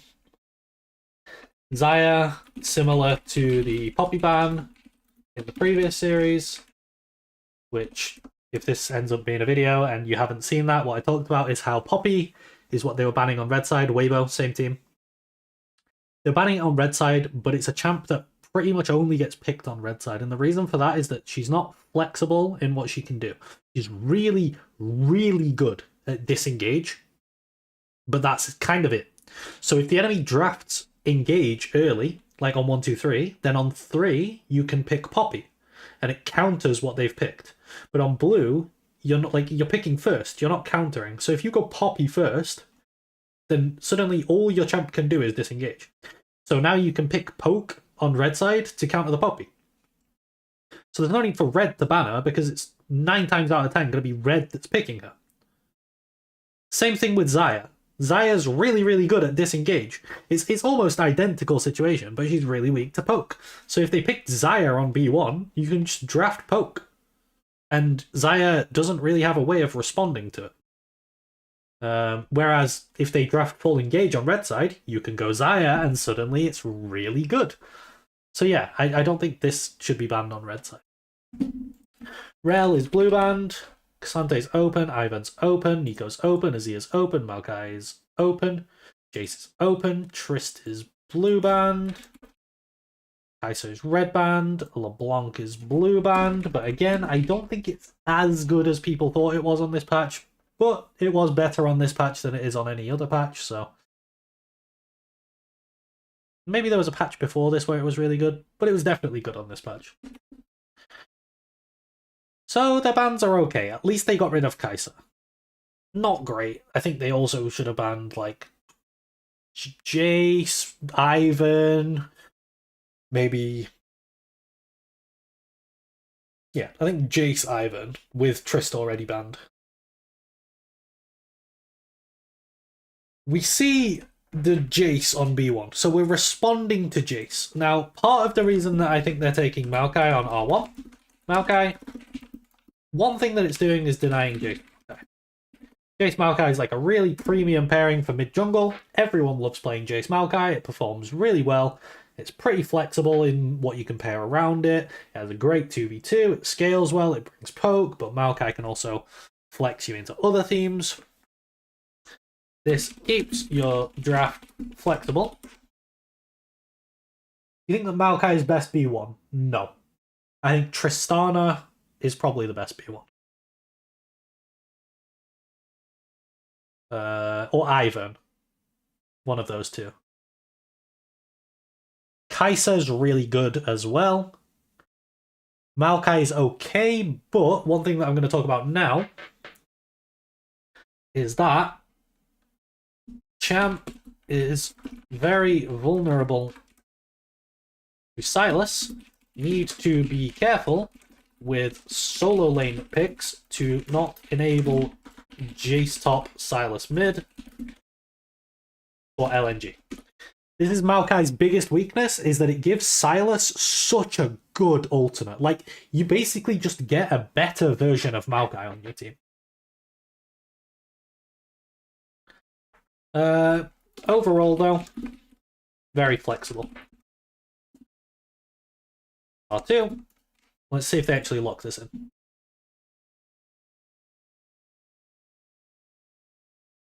They do. Okay, so K'Sante. Pretty decent here. Uses the full flex potential of the champion, since mid is an option for him.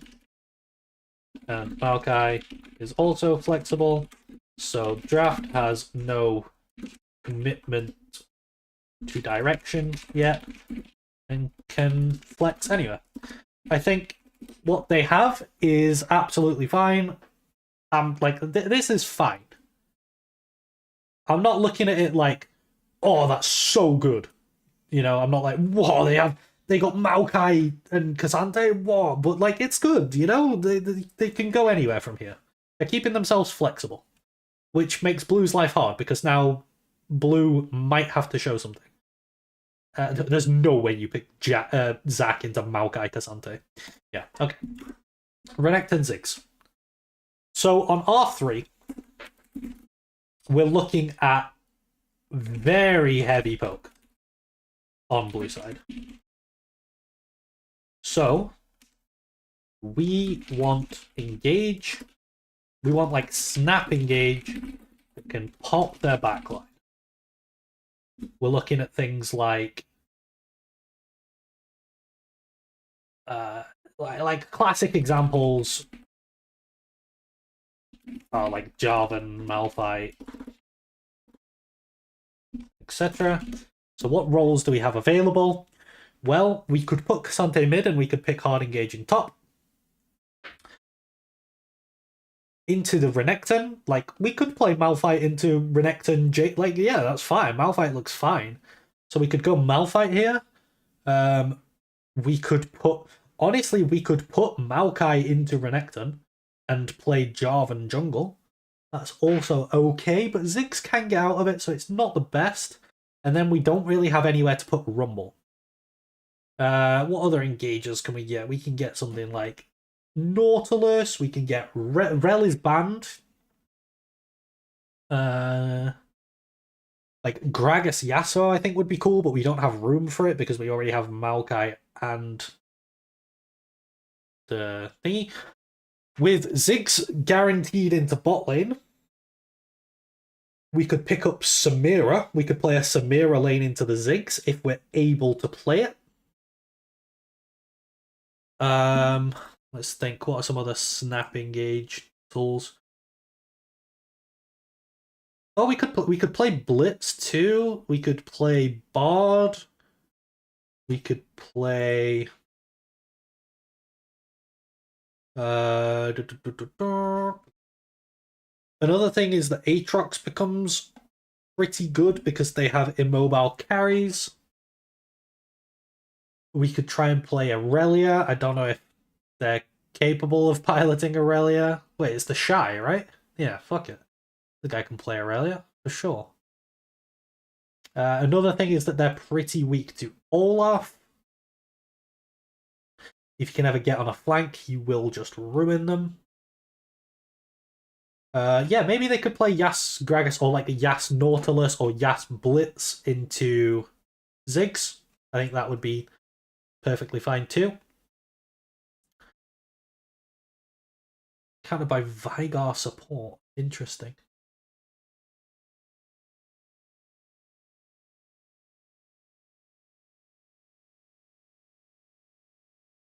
Okay, so basically we want some snap engage.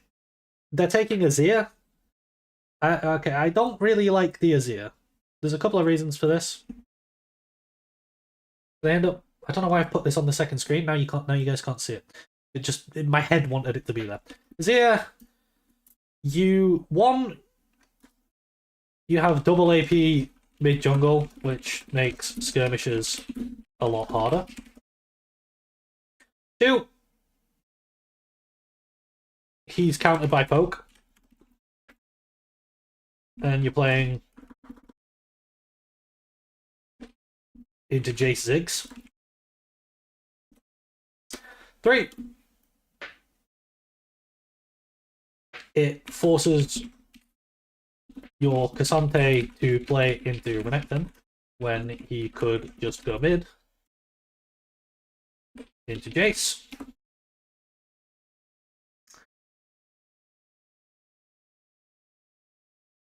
And then 4, it removes a flex Cassante, which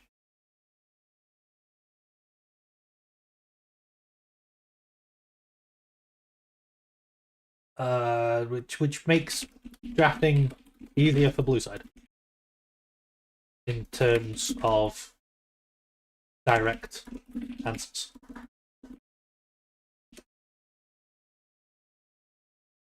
Does it though? Because of the way things are going. Wait, let me think this through. You answer bot, and then they answer jungle. No, it actually doesn't. Just because of the way that blue have picked already. But it could if they hadn't already picked this way, but they have. So we'll give Weibo the benefit of the doubt there and say that they did this because blue have picked both solo lane. Like they picked all 3 lanes and not jungle, which is not standard. But yeah, these are 3 very big problems. Double AP mid jungle. It makes like the enemy can itemize magic resist on their mid jungle, and it's really hard to skirmish them. 2, your Azir can't hit the Ziggs or the Jace, and 3, again, it forces your Cassante to play top lane into the Renekton, which he doesn't want to do. It's a hard matchup for the Cassante. Second round of bans. So I think they're kind of behind right now because this Azir. Sorry, I got hiccups. This Azir is so bad in the draft.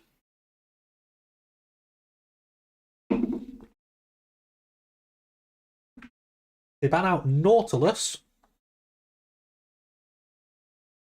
And they ban out Vi. This is really weird. Because what you have here, these bans make no sense.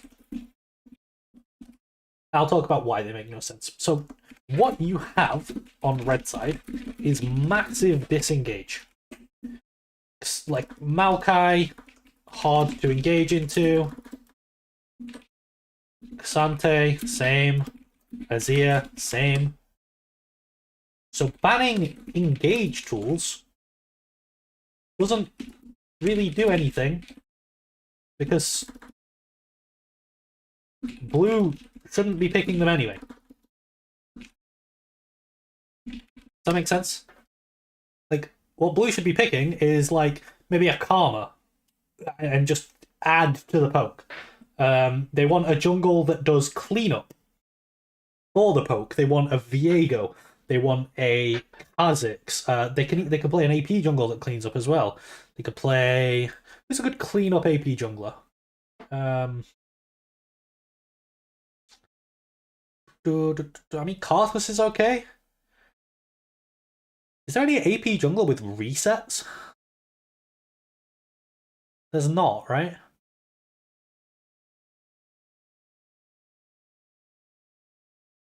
I think Echo would be fine.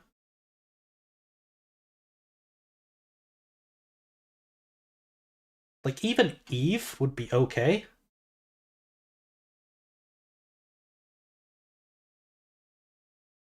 Basically, the expectation is that the enemy team are going to be low. But yeah, the engage tools that you're banning out don't make sense, especially Vi with double AD solo laners and a team comp that wants you to run into them. Why are you banning Vi? Like these bans are really bad. Let's see what we get on 4. So on 4, we need some way to get on this Ziggs and Jace, or they're just going to ruin us.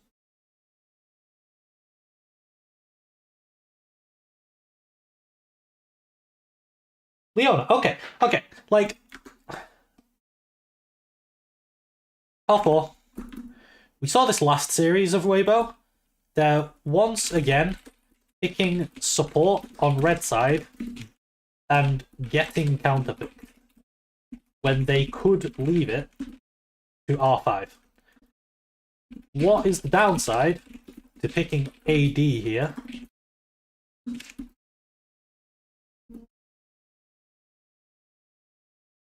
As support counter matters a lot more. That said, they do need engage to find some way to deal with Ziggs Jace. It's not the best form of engage they could have, and honestly, the Nautilus they banned themselves is probably better. But hey, it's something.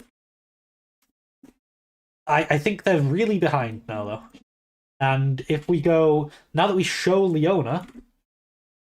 Leona shown is incredibly weak to Ziggs Brom. I think you can just go Brom, and you are basically guaranteed to win draft for blue side. Let's see what they do. Alistar, okay. Alistar is kind of Brom. Like, Alistar is like weaker Brom.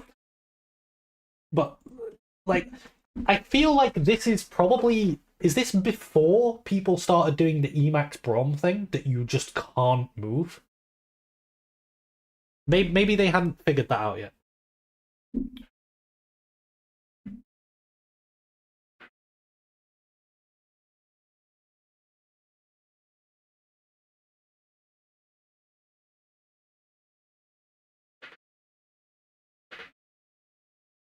Sorry, I'm just answering a text.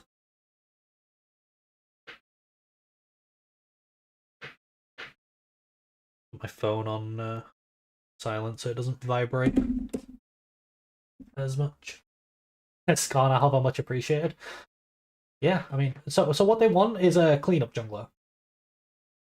But they would kind of like magic damage. But like, I think the Alistair, they identify that like we just need to keep people off of our Ziggs Jace, and they're gonna pop off. Nocturne works as a cleanup jungler. This works. They've got like pretty heavy physical damage, but like Ziggs is gonna carry on his own, not carry on his own, but he can do enough magic damage to at least keep Weibo feeling honest about their itemization. They can't just go full armor. And the Zeri, I think Zeri does basically nothing. Salvage draft.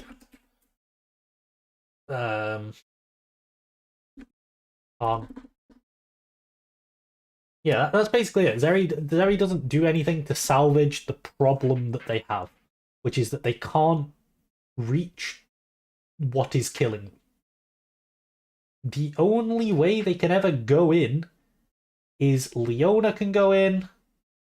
It's like Maokai, right? But Alistair or Nocturne are just going to use their CC break. So Nocturne has W, Alistair has ult. They're just going to walk into the Maokai ult. And that's it. Like, they're just going to make a gap and just leave. So that one's gone. Azir needs like a miracle flank where he can get around the fact that there's an Alistair marking him.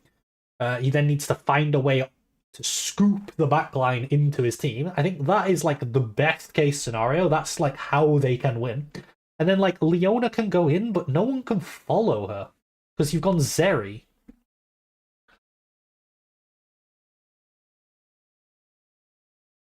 Car would have been good for LNG. Yeah. Yeah, I like Kha'Zix. Kha'Zix Viego are like my go-tos for poke drafts. So yeah, I don't think Zeri does anything to salvage excuse me. Salvage the draft. I think it's really hard. Like, that said, I don't know if there is an R5 that salvages the draft. I think you kind of fucked the rest of it. Mainly on B3. So I don't know if I would call this process bad. The red bands... Alright, the bands in the first rotation are mid. They're like, okay. These two picks are perfectly fine. Perfectly reasonable. B3 is just terrible. R4 has some downsides, and then R5, it's like, it's so lost that... Yeah, exactly. ADC last picks are often awkward because they don't really have any ways to counter themes. Yeah, and that's why, but by the very nature that they don't have ways to counter themes, you can often pick them early, unless they're very thematically weak to something like Xayah, which is really thematically weak to poke, or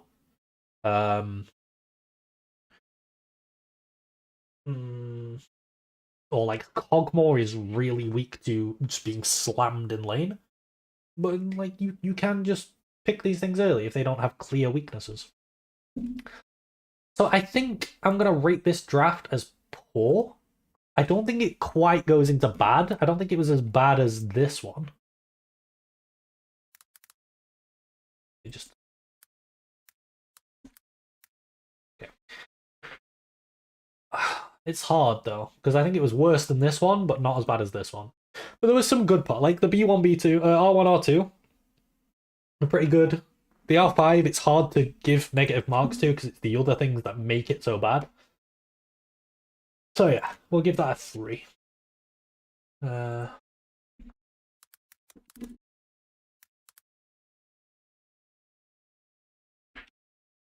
What the? Game 1. Let's see who wins. I would expect that LNG are going to win this. They're actually stacking Drakes really well on Weibo's side somehow. I don't really know how that's happening. And then we end up with Weibo somehow win this game. I have no idea how that happens. Like, you can see the Merc treads everywhere because of this AP mid jungle pairing. What happened? How did they end up losing this?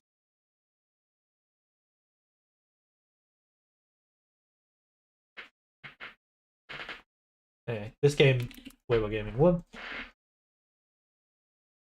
That's quite impressive that they managed to win that game. Let's see. How do they end up ahead? Like, LNG are winning right now.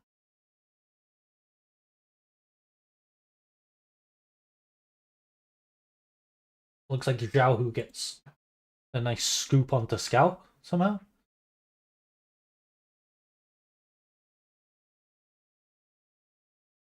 I don't know. Weird stuff. Weird stuff. Oops. If I copy this and then put game 2. Not game 21. Oh, yeah.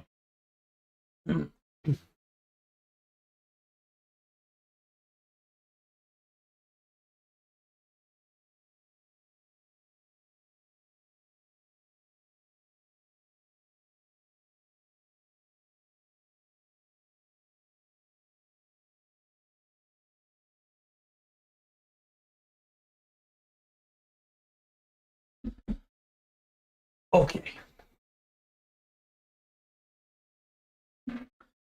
Game 2.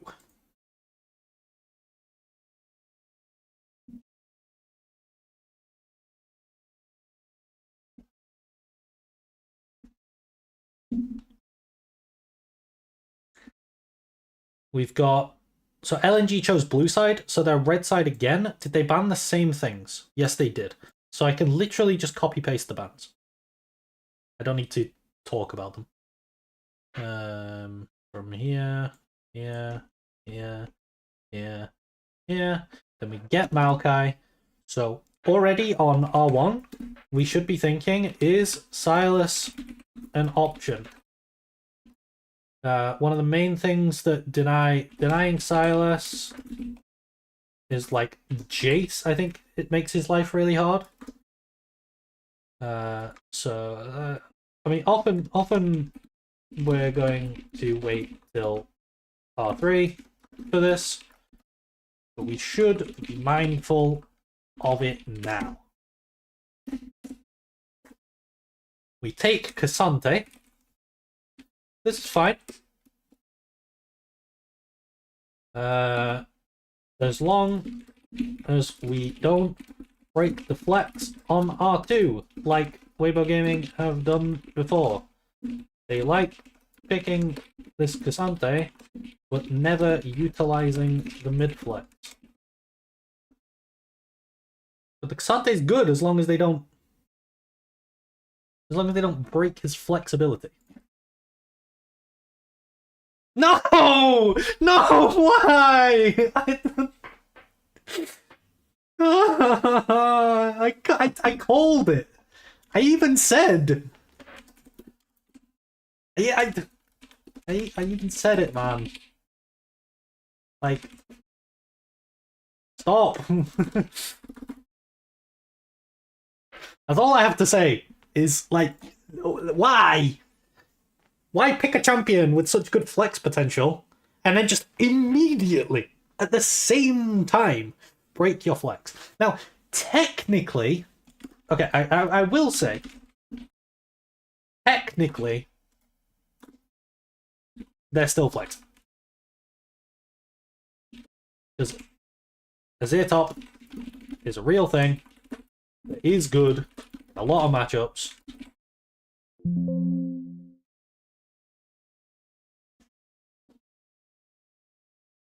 But who does it? Exactly. Like, it's good. I swear, it's good. Look. Look at this. Look. Azir.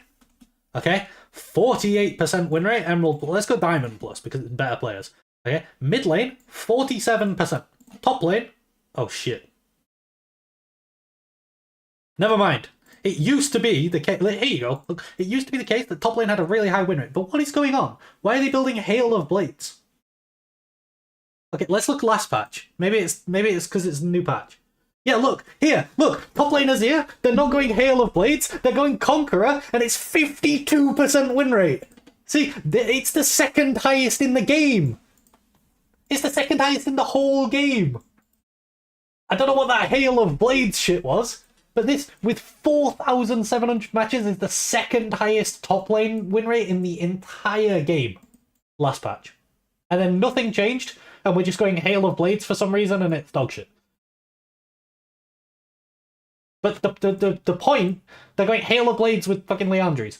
But the point is that with this, which is Conqueror with Leandries, and Resolve second, like, these are exactly the runes you take, by the way.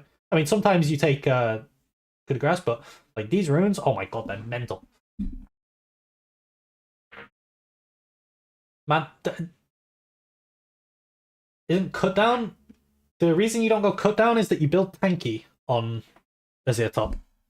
But if you're against like a Cho'Gath or a Scion, then yeah, Cut Down's crazy. But like you can build like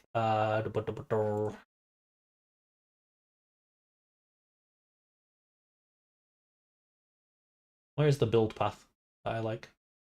Can you do like lol item builder? Is this a thing?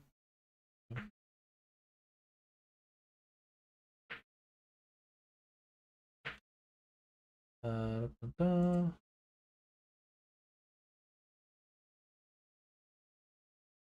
what? Wait, what? Mage. There we go. So yeah, you're gonna do like a lot of the time. Why would you do this to me? A lot of the time you're gonna do something like, it's either gonna be Crown or Leandres or sometimes Roa. And then you're gonna buy Nash's. You're gonna have these boots. Where are they? Is there no boots on here? Okay, you're gonna have Berserker Greaves. And then you can start doing things like Abyssal Mask and things like Frozen Heart.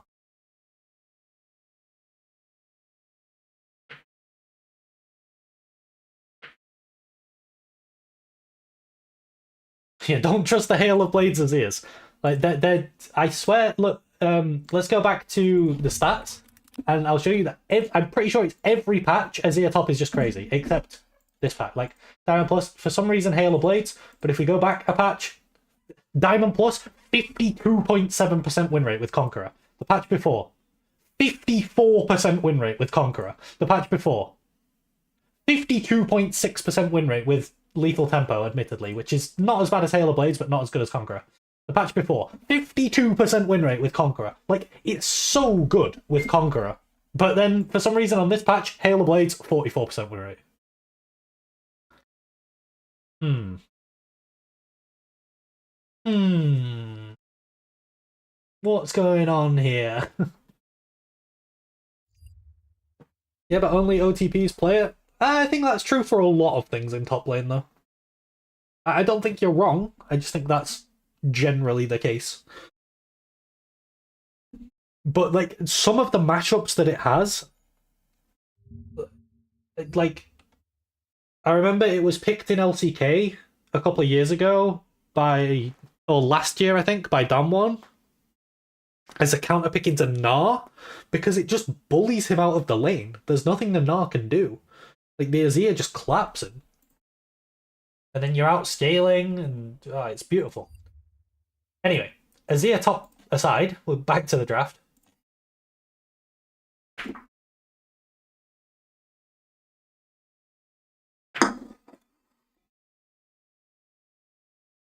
Gwen.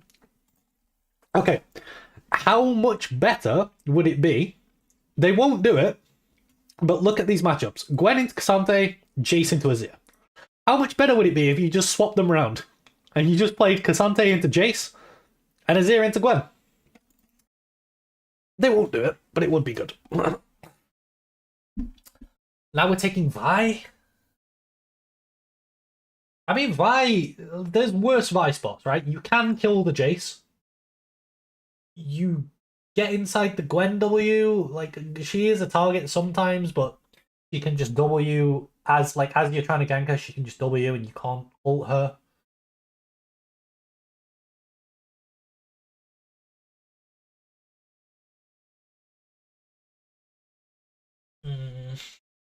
Okay, so R3. Vi into Maokai can be rough. He's so good at playing disengage. You can punish Jace though. If you ban Xayah Sivir. Oh, Xayah's already banned. Better because Xayah is already banned. If you ban Sivir and maybe something like Braum, then you actually no, it should be Morgana. Morgana, then you have real ult targets. So Vi isn't a terrible pick. So the Vi, like, we've seen a lot of bad Vi's. This Vi is not that bad. I still don't think the champ's great, but as far as Vi spots go, it's not the worst. Look at the second round of ads.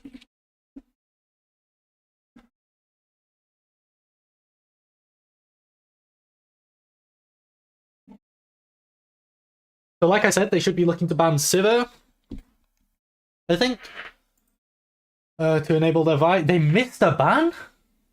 And then they banned Nautilus. Okay, well, first off, missing a ban isn't optimal. Second, that ban is objectively bad. Why did they miss a ban? I just need to hear if the casters say anything. But for now, LNG will remove their can't make round what? In terms of the jungle pick, and it won't be just that. So both sides, top side locked in. Now it's about these ball lane picks yet again. The Vi to get banned in the second round as well. It's kind of one of those things that's still very, very powerful. Has been taking a couple of small little hits here and there as we move in towards our playoffs, but still exceptionally powerful jungler in her own right. And then Weibo got to figure out what they want to try and take these next few bans. Honestly, I don't think they have a problem just keep throwing in bans into that either support or carry role, just because they know that they kind of had the runaround of Gala and Hog in that last one, but ooh, I'm not going to confirm that just yet. I'm not quite sure if that is actually a non-ban. We'll get to that one there beforehand. But regardless, we'll see what Weibo want to try and pick up before they kind of do the last pick. I imagine they're going to go 80 carry with support at their last pick. Yeah, so we have not had anything on our end to indicate to us that that was or was not intentional. So we'll let you know as soon as we know. But for now, LND will remove their can't makes a lot of sense. You will find take away one of those supports which very freely dives alongside it. I wonder if they're also going to go with the Leona ban, considering how strong it looked for Crispin. The fact that these engage supports are being limited quite heavily, and now they've seen it, and obviously Crispin is very adept at it anyway. It just makes them. I guess it is just a missed ban.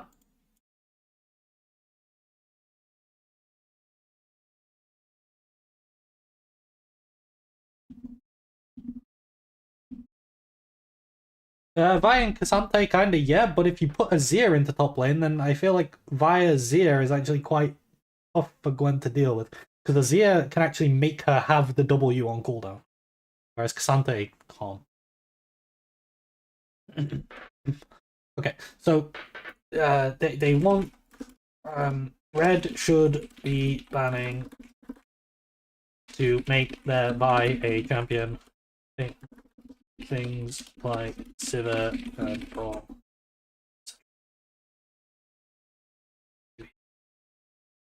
Alistar, Morgana, etc.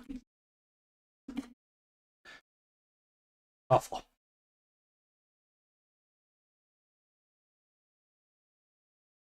Yeah, I mean, I don't think you really want to be playing Gwen mid either.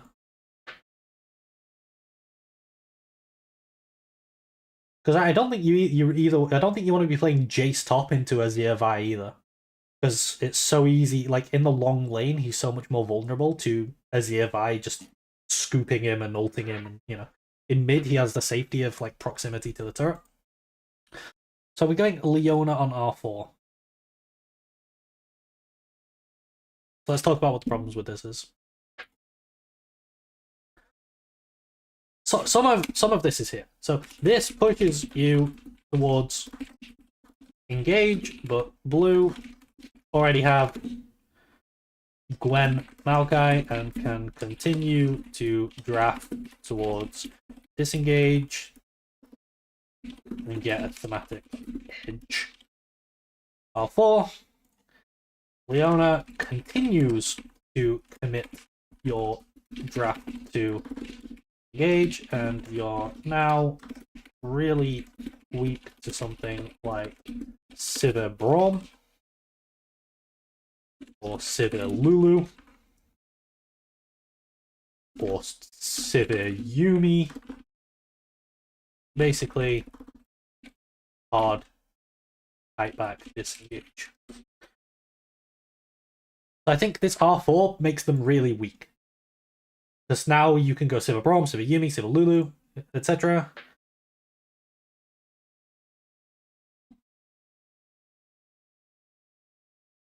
I don't know why they're picking such a vulnerable champion as Varus. The Alistar makes sense. And then, once again, we're R5ing ADC, and it's Zeri. Zeri... kind of like last draft. I don't think there's a bot lane pick that can salvage the game. Karthus is reasonable here. You could maybe go Karthus bot.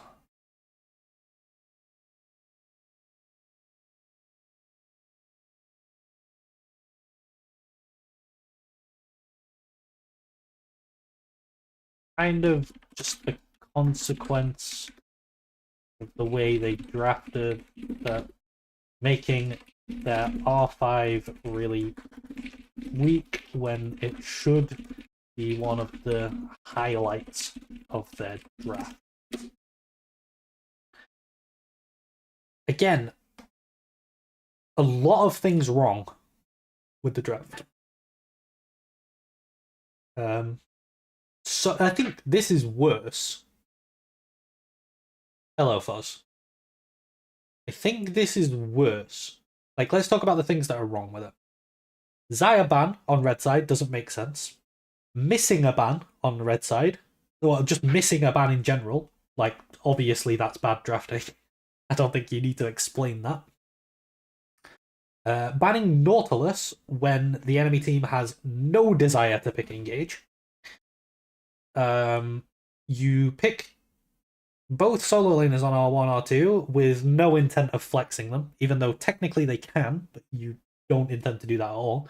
Then you push yourself into engage with your R3, R4. Leona was R4, not R5. And then once again, you leave ADC until 5th pick, so you don't actually gain anything from your R5 pick because you just handshake a Zeri on R5. I think this is worse than the last one. The outcome, honestly, might not be as bad. Like, I think the draft ends up being more playable than last time. This Gwen is crazy scary, though. But the process was really bad. I'm gonna give this a 2. I'm gonna give this a bad. And game 2, let's see who wins. Well, yeah, I mean, it's a fairly close game. I mean, the draft is more playable in the end, but because LNG.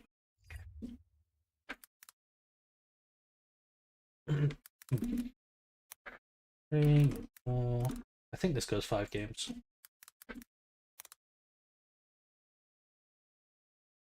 Okie dokie. Wait, where'd my video go? I lost it.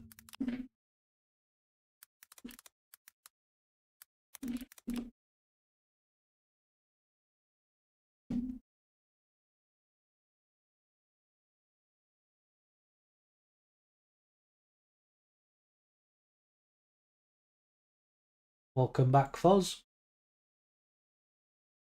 Nah, I'm not doing that. I'm not falling for that.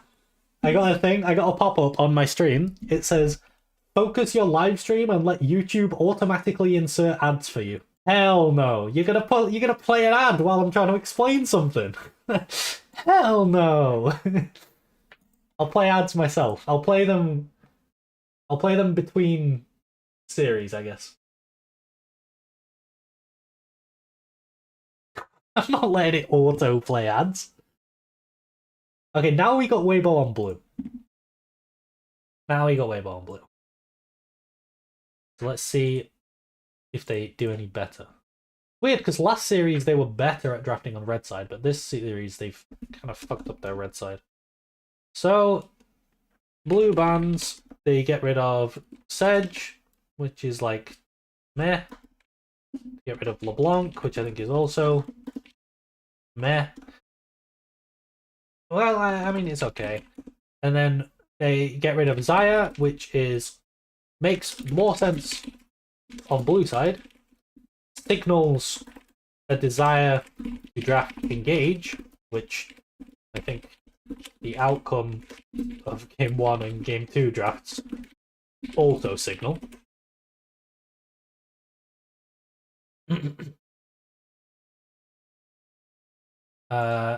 LNG, they're banning Vi on red side, which is interesting, but they are banning. Wait, Trist is open. Oh, that's really interesting. Okay, so Kaiser's open. This is blue banned. Trist is open. Maokai is red banned. Azir is open. Nico is open. Ivern is red banned. And then the rest are open.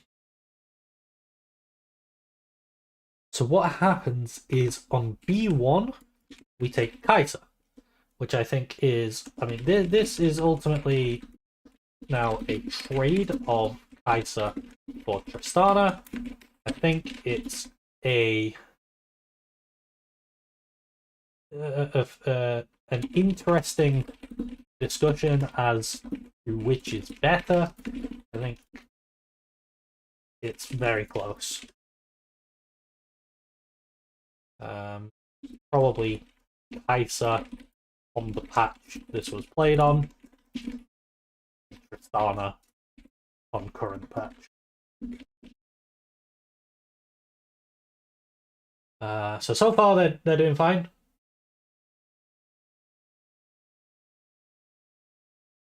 Kaiser commits into poke.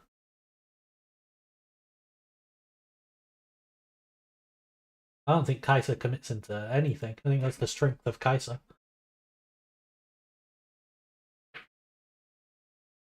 I think the strength of Kaiser is that you can play her mid, you can play her bot, you can play her poke, you can play her kite back, you can play her engage. You can do whatever you want with Kaiser. The only thing you can't do is play to Drake stack. You can't play to smash bot lane and unlock, like, it's harder to unlock your support and play for like Herald.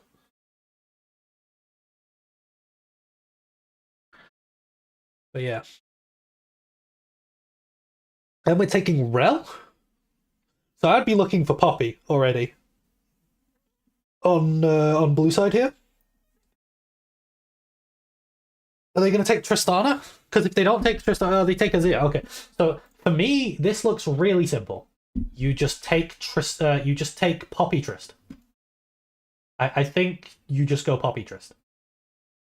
But let's see what they end up doing. Trist, okay. I mean, E2. How are you getting Trist and Kaiser on the same side of the draft on this patch? Like, I guess props for understanding that they're broken and actually picking them.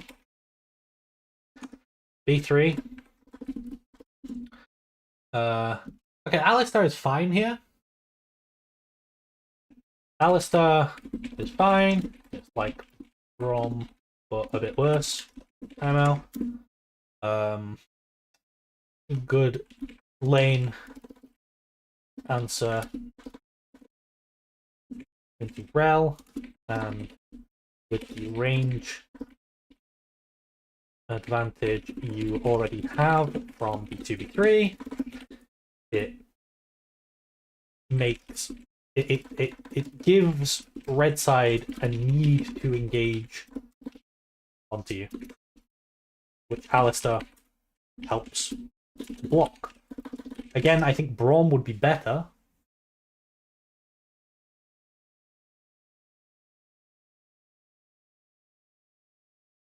But and then the Poppy, I mean, this Poppy is terrible. If they pick Poppy here, I think blue just win. Okay, Lee Sin is better. But I think, okay. They're going Poppy. I think LNG are really drafting badly this game. Like, you're just giving Weibo everything. You're picking Poppy into double high range. Like, Poppy doesn't do anything. So now you can just play to remove hard engage tools. In your second round of bans, you can play to remove hard engage tools here. So they have top lane and they have ADC. So there's nothing in ADC. I mean, maybe Samira, but Samira into Alistair doesn't really do too much. And then there's like, yeah, Fuzz has kind of got something. Malphite, you can ban Malphite, like Ornn maybe. I think these are what you should be looking to get rid of in your second round of bans. Second round of bans.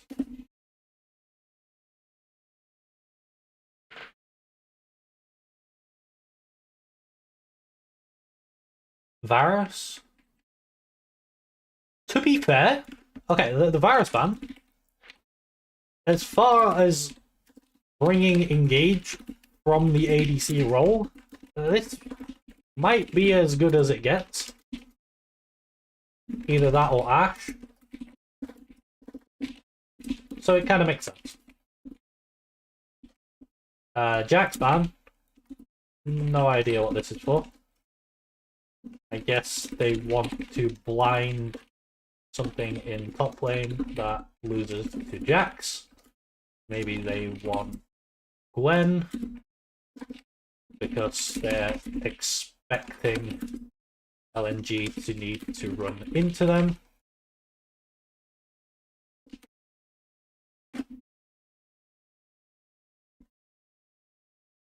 They go Renekton. They don't even... They want to play Annie based. So they don't even need to kind of pick top now. Because now LNG are doing the Weibo thing and leaving ADC to R5. What's happening? Why would you do that? You literally see their entire bot lane 2v2. So why would you blind your top laner? This doesn't make sense.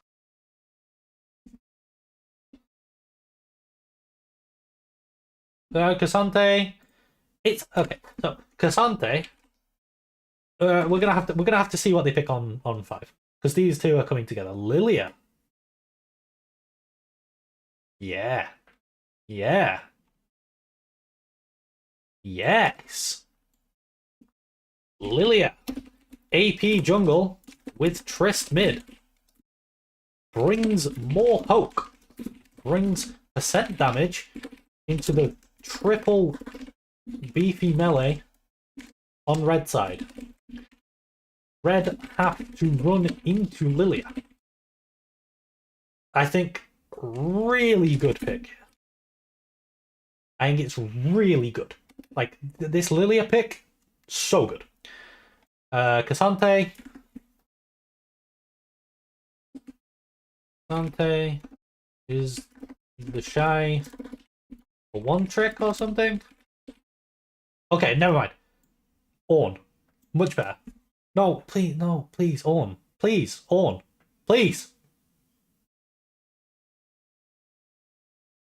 Ah! Okay. Ornn would have been so much better. Down to picking himself for no reason. It's still okay with red are showing.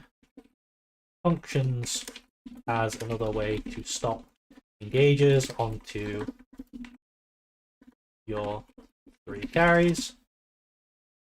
It not as bad as some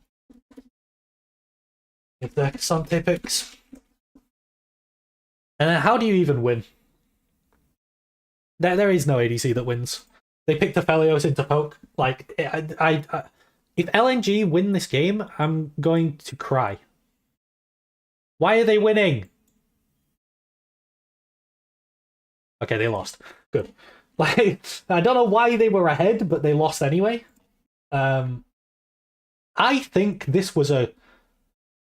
Would I say it was a great draft purely because of the Lilia? Like, I think the Lilia, the fact that they found this Lilia pick is so good. And then they picked like Kai'Sa, Trist.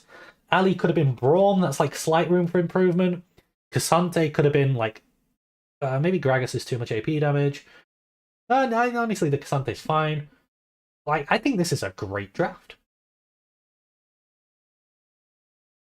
I'm gonna give this a 6. That's a solid one. And then Weibo Gaming one. Yeah, I think they did really good in that draft. Absolutely solid.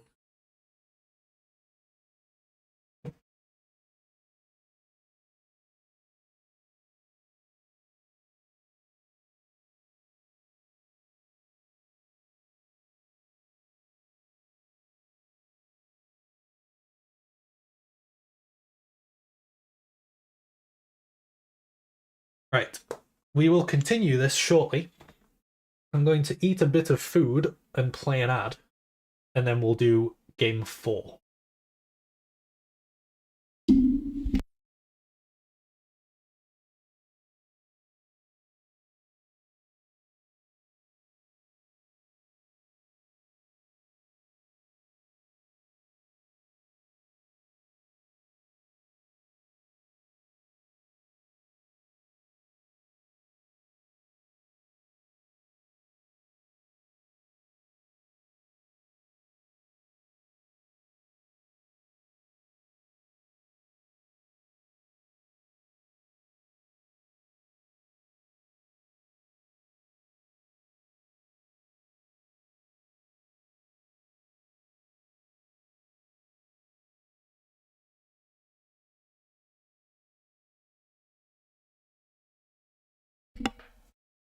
Did it even play an ad? I very rarely press that button, even though I probably should press it.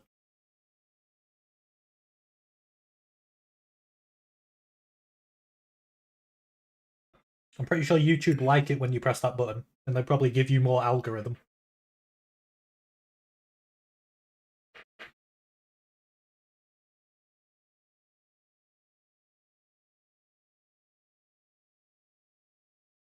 Okay, nobody's getting ads. I did press the button, so, you know, not my fault, YouTube. You know, I pressed it. I did what I was meant to.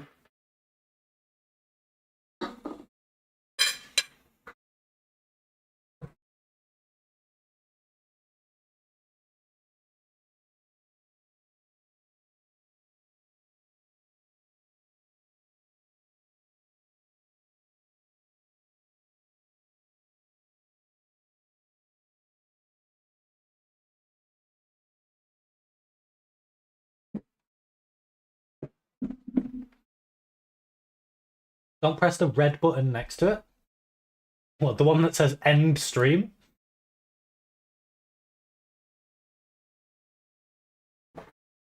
Yeah, maybe I shouldn't press that button.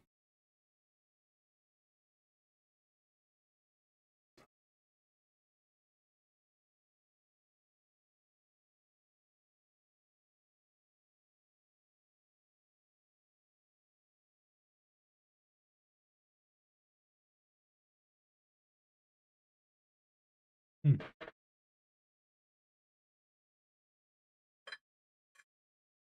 I have some salmon, some rice, and some vegetables.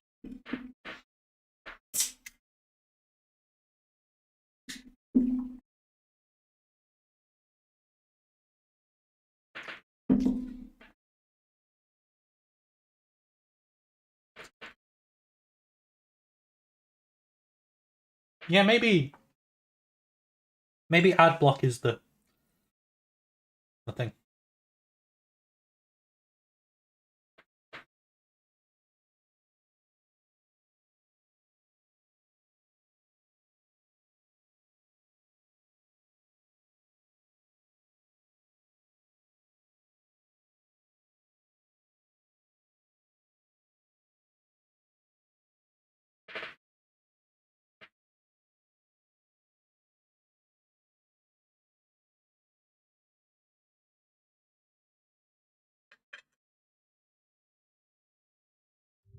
Let's have a quick browse of Reddit while I eat. LS got IB banned on all 5 of his Riot career accounts.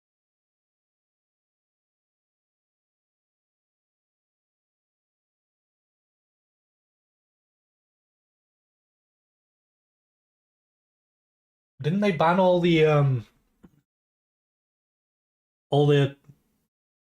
boot campers or whatever as well? Like Alois and Cenarius, Dantes.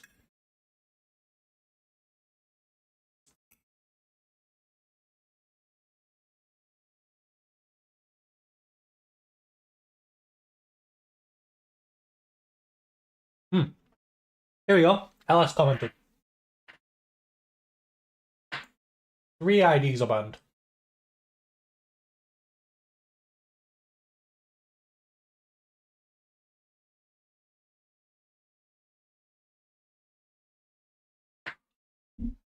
It is indeed for the map skin.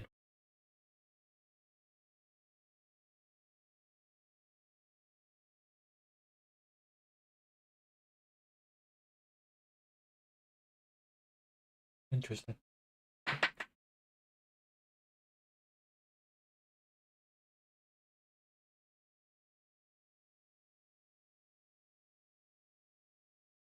The thing is, with that, I can't understand why Cenarius and Alois got banned, because they, like, literally do nothing wrong.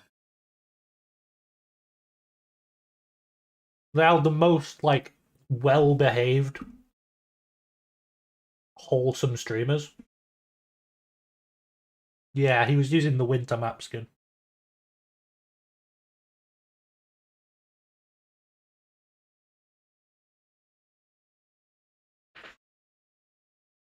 Mm.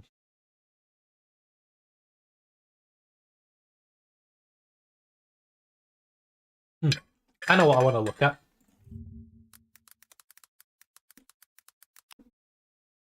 On the ASOL mains subreddit, 4 days ago, I made this post. The best rune in the game for ASOL has 0.46% pick rate. At the time, Ingenious Hunter, which is the best rune on ASOL, what am I eating? I'm eating salmon, rice, and vegetables. It had 0.46% pick rate and 57% win rate. And since I made that post,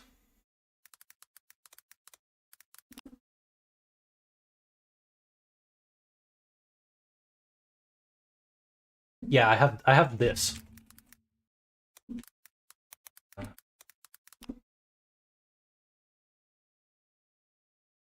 I have this. This shit tastes so good.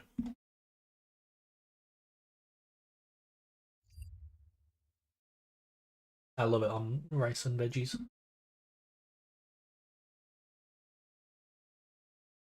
So it now has a 1.72% pick rate and a 61% win rate. So it's just going up.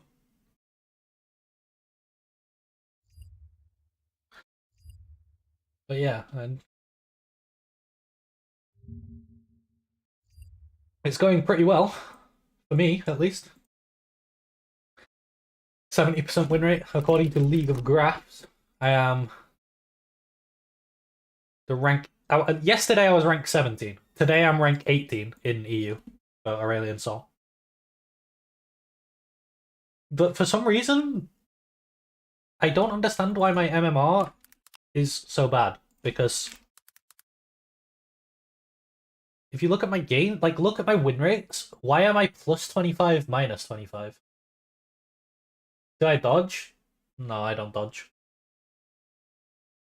I don't know what I would dodge. Like, I feel like most games look pretty winnable. Like, sometimes I'll dodge. If a game looks lost in draft, but ASOL, especially because I'm only playing in, like, low diamond, like, laning is so easy that I get to late game really easily.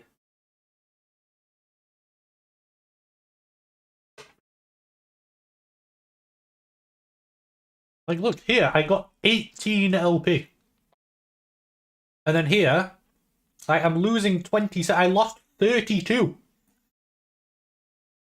I lost 32, and then I gained 20.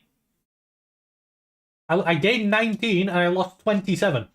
I'm 70% win rate. 68% overall on the account. It makes no sense.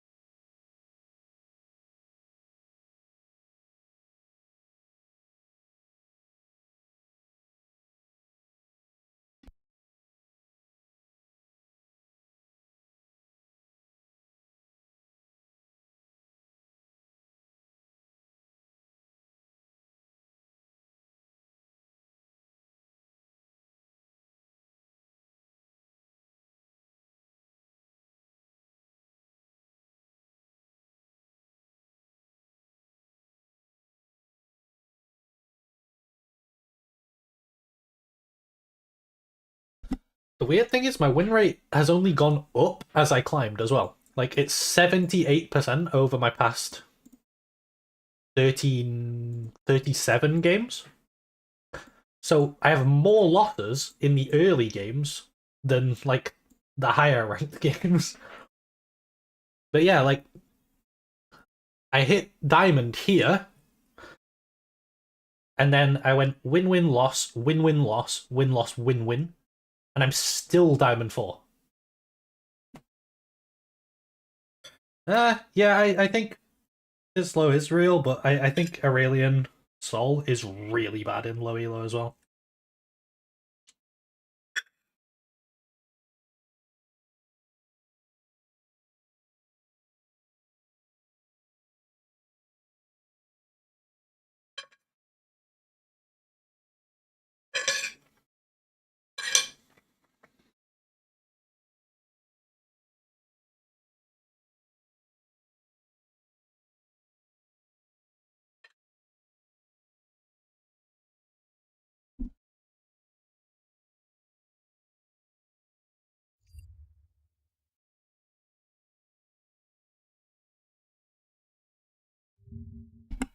Let's see how LEC is going.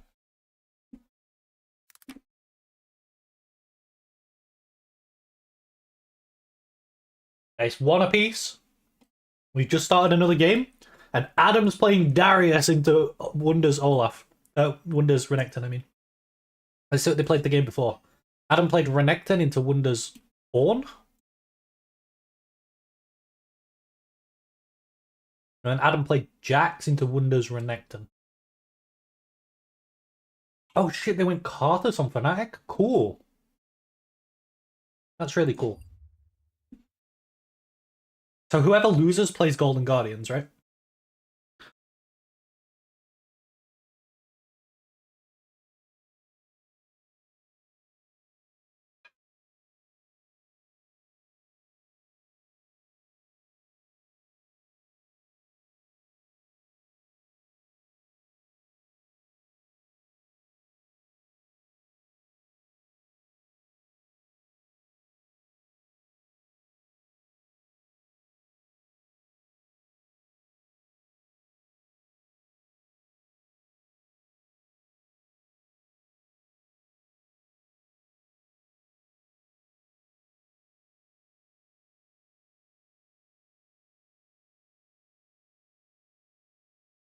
Let's see what Tyler 1 has to say about matchmaking and trolls.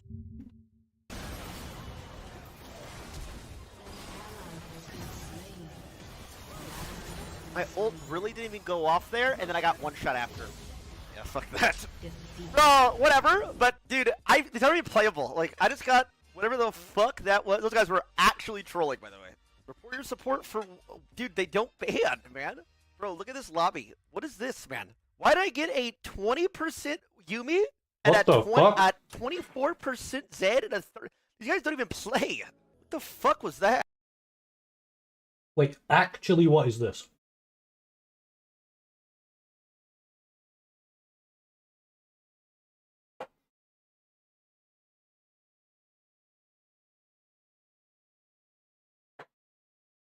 He's Diamond 4 with 61% win rate. And Riot are matching him with 20% win rate Emerald and Plat players. What?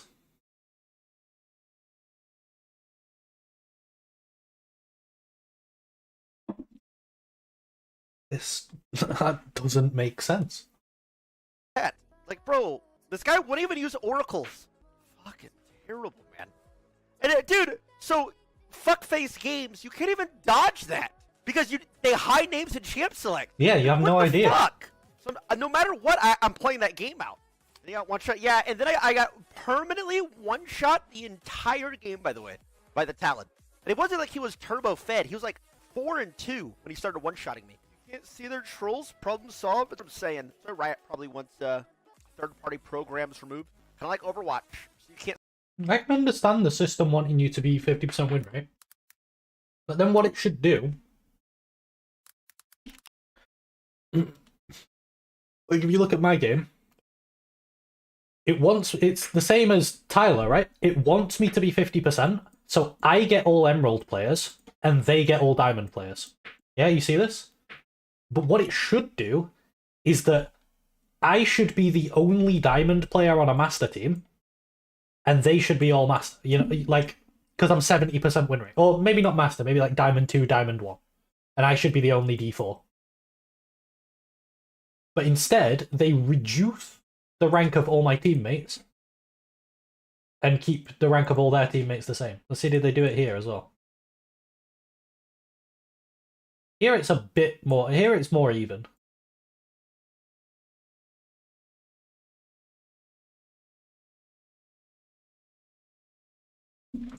Yeah, it's very strange.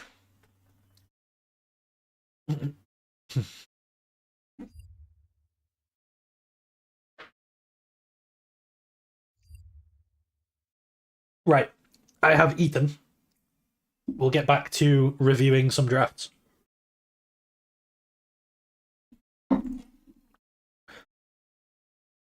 We need to go game 4 now, right?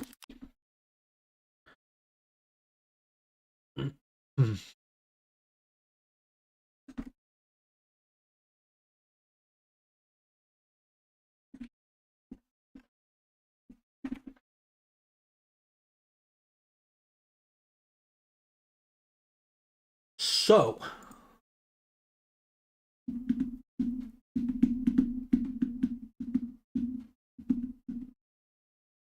probably get some goulash. I think I've had that before. Is it like a meaty soup? I think I had it when I was in Austria.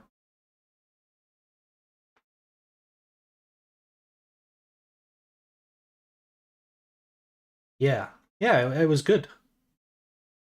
I go snowboarding a lot, so I had it like in a restaurant up a mountain while, you know, we like go in there, eat some lunch, and then carry on.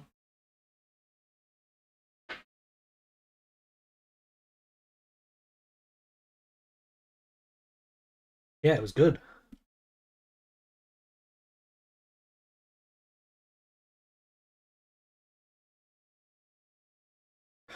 Okay, so Weibo this time are on red side.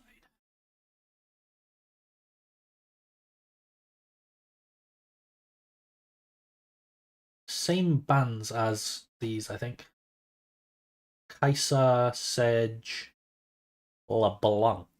Okay, they changed it.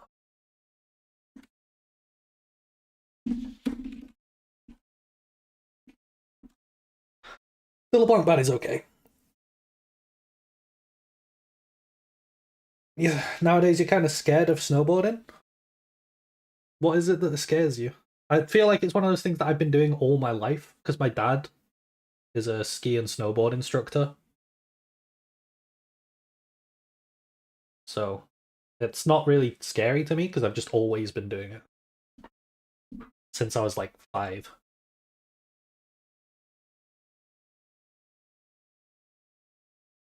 I don't know whether I'd call myself a daredevil. I think it's just like, it's just something that's in our family that we do.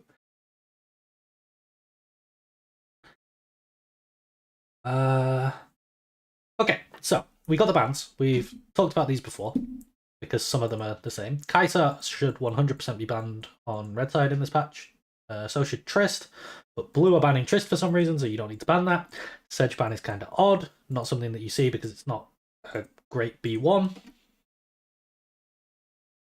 And then LeBlanc is okay as a ban. Like, people don't like playing against it on this patch. I don't think it's as good as people give it credit for, but it is something that people don't like playing into, and you do have to draft well into it.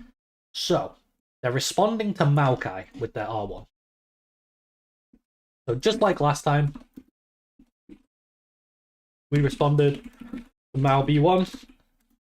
We want to keep the possibility of Silas open. Ivern is really good. Oh, they hovered it. They hovered it. Extremely strong on the patch. R2, they hovered Silas, which I would like a lot more than the Azir. They keep forcing Azir, even with AP jungle. And they're never willing to flex it into top.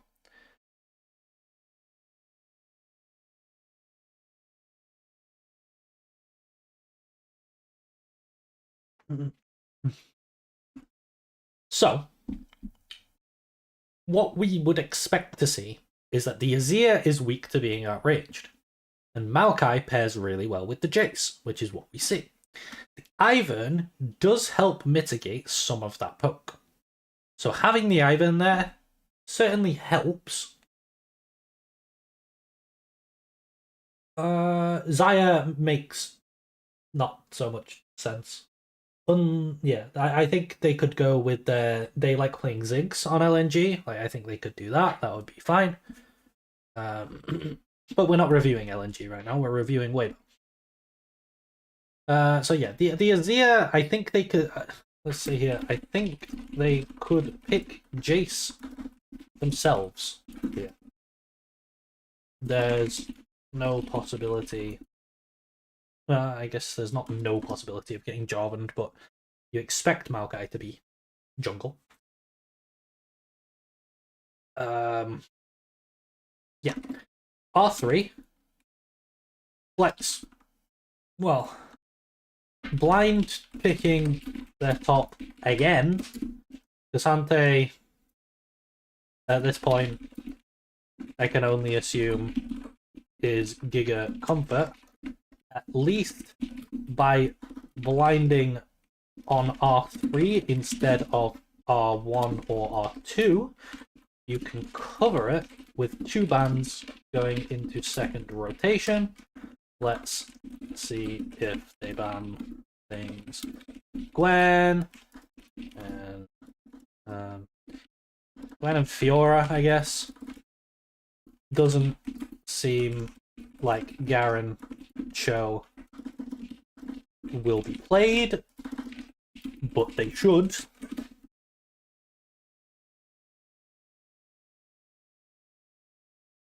You'll not know anything down after B3. Okay, cool.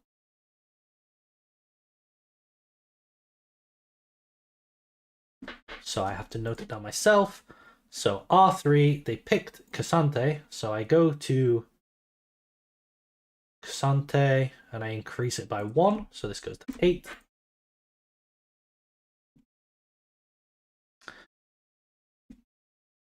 Does this push them? It doesn't necessarily push them into any specific theme, which is, I think, the one good thing about this Cassante pick here.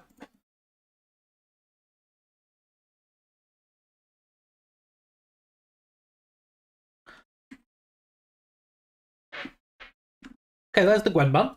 Second round bans. Gwen ban is really good. Would make Cassante miserable. If it's Fiora, it's Rakan. Okay, I think Fiora is a better ban than Gwen, and Rakan is only being banned because they have Zaya, but you can pick. Oops. No, I guess you don't want to pick Rakan on 4. Zaya, but you can counterpick Rakan on R5.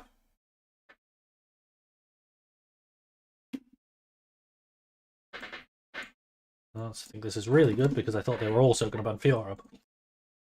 Okay, so we've got. I need to do a Varus, a Gwen, a Rakan, and a Zeri. Varus, Gwen,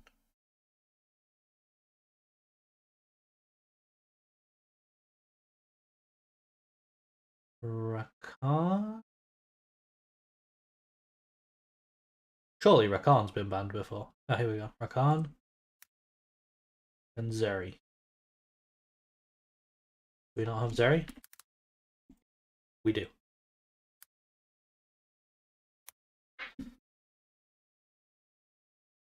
Wait, those were picks. Fuck. Back down to 1, back down to 1. I'm not very good at this. 3. 2. Varus ban 3. Rakan ban 5. Gwen, not Fleb. Gwen 1. Zeri. Okay.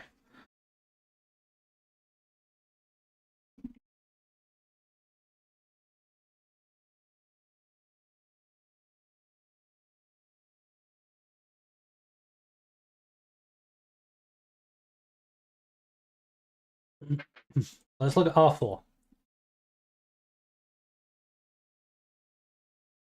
One thing I can see in R4 is that the enemy have Zaya. She's weak to range. You haven't picked your ADC. I would look something like Zeri, Varus, Jinx, Ezreal. Good bans from LNG here, as they've actually banned away 2 of those things. So you can see that LNG know that this Zaya is a weak point in their draft, but they picked it anyway. We'll see if Weibo actually do anything about it. They just randomly slam a Nautilus. Again, leaving ADC to R5 for no reason. Hard pushes you into engage. Enemy can go Braum and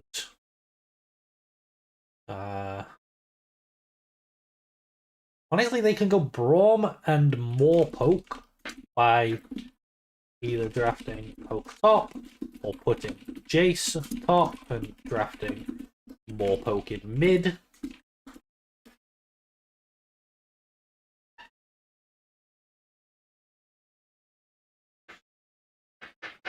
They can also just go Poppy top, deny so much of what you want to do. Poppy or Gragas.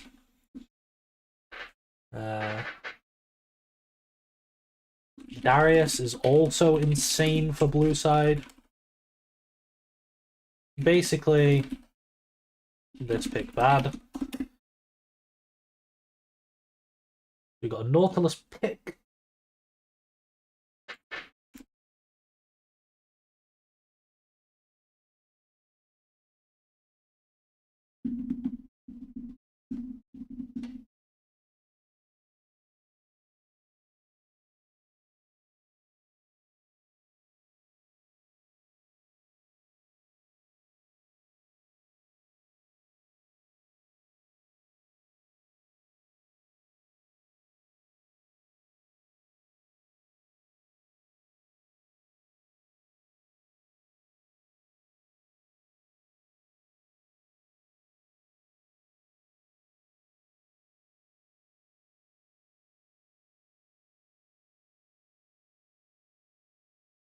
I'll fix this later.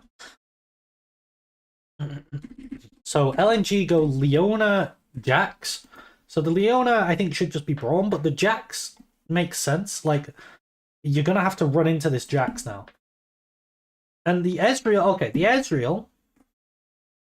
Never mind, they go Aphelios. No, wait. Yeah, they do go Ezreal. Okay, okay. R5. Ezreal. This makes so much more sense. And is what we were looking for on R4.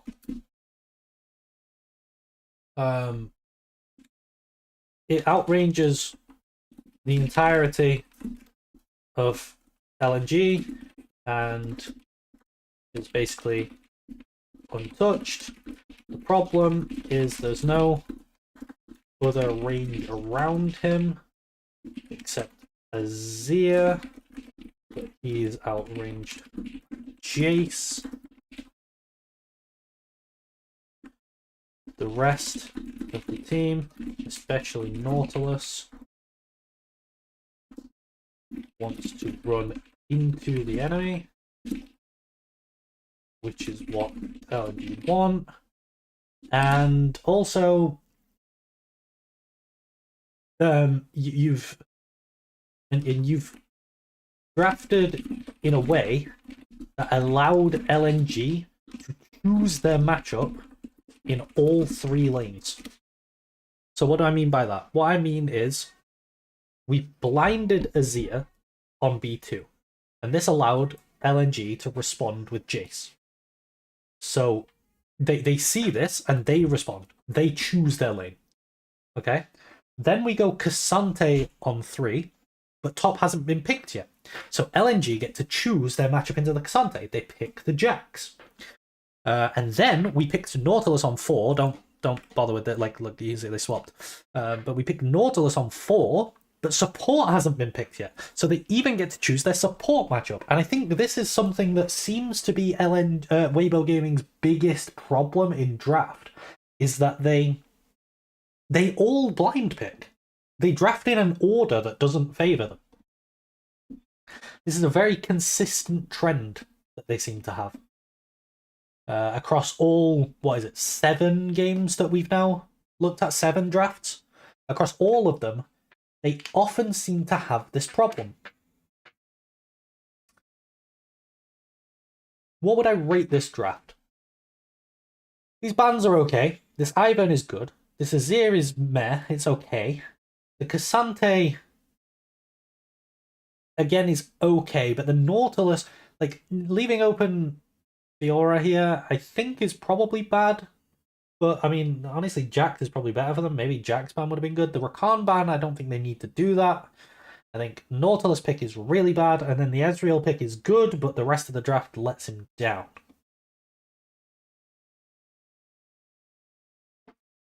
Magic damage overload, I think they're fine. They have Cassante and Ezreal dealing physical damage.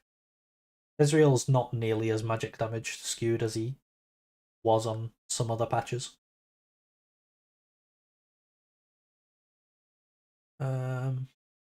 Yeah. So, I don't think the process is as bad, but the big thing that they keep consistently messing up is they keep picking in orders that screw them over. So I'm going to give this one a poor. This is a poor draft. Exactly. ADC last is like it looks so weird, but they keep doing it. They keep blinding everything. It's very strange. I'm pretty sure LNG win this game. Yes, they do. Otherwise, there wouldn't be a game 5. Of course, they win. LNG. Game 5. Let's hope they can pull something out of the bag.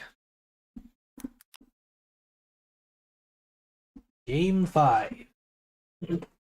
The final game of this series.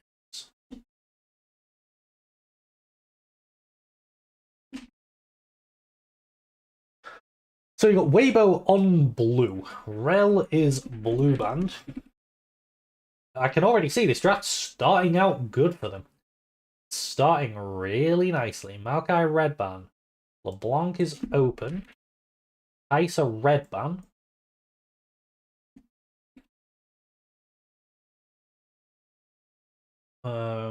Rel blue ban. Yeah, this looks right. So, blue bans. The Sedge. Again, I'm not really sure why they keep banning Sedge here in this series.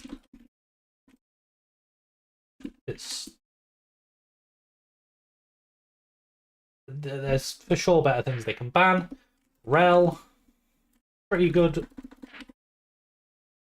red side pick on this patch. Good ban. And Xayah, same.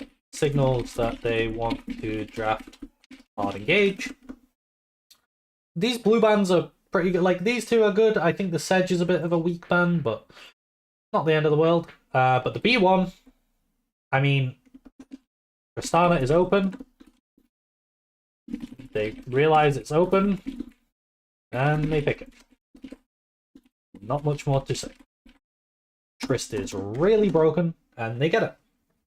It's really nice. Trist can go mid, she can go ADC, she brings range, she can jump in if you want to disengage, she can jump out if you want to disengage, she's got high range, like I said. So multi-role flex, multi-theme flex, she's also incredibly individually strong, she's just over-tuned. Alright, I'll see you later, Dutch. Thanks for joining. So yeah, the B1's good. Let's do... I'll do all the picks and stuff at the end, I can't be bothered to do them now. Next, they go Varus Nautilus, so they're showing quite... This could flex into disengage, they've got some range, but in general, they're showing engage. And yeah, Trist can also go top. It's true.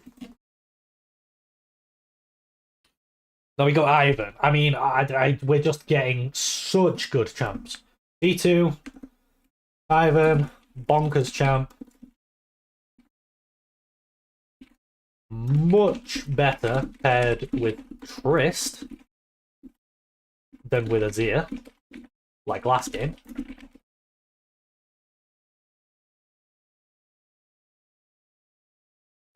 I like the B2. I'm very happy with how this is going so far.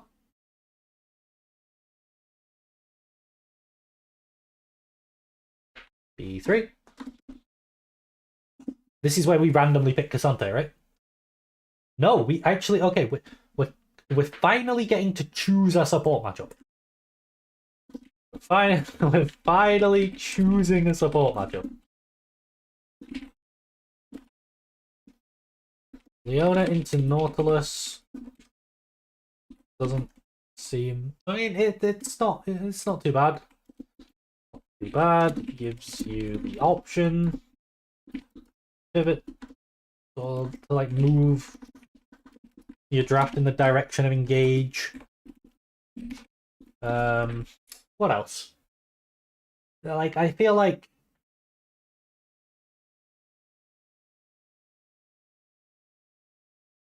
with Nautilus already shown, I think you can just go. I think you can just go Brawl, and it's fine. But this does make Trist flex into bot lane strong, because Trist Leona is a lot better than Trist Brawl. Not terrible, not amazing, I think, in the Leona pick. Yeah. But at least we get to choose our matchup, and, you know, Leona into Nautilus, if that's the matchup that he wants to play. Let's see what they go for. Yeah. They're going for Jax. Okay. So.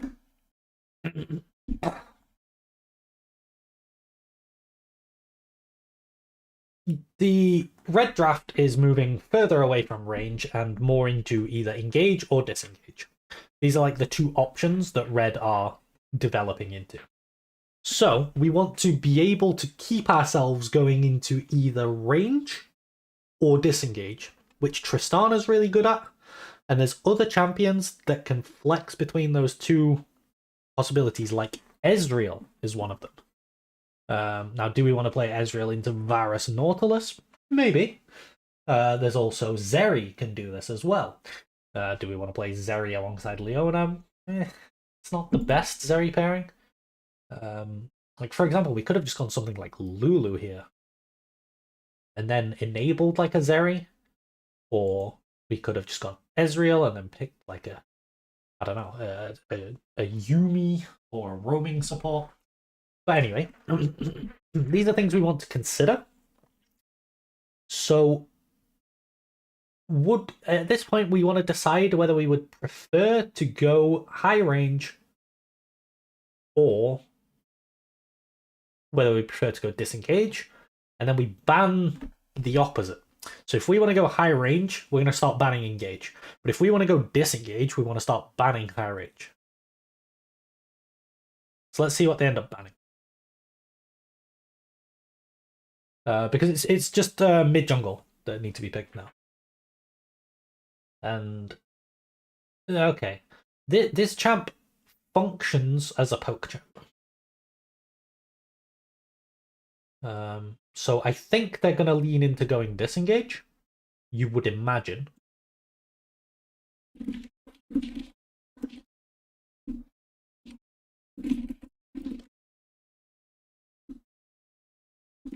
Do they want to lean towards engage?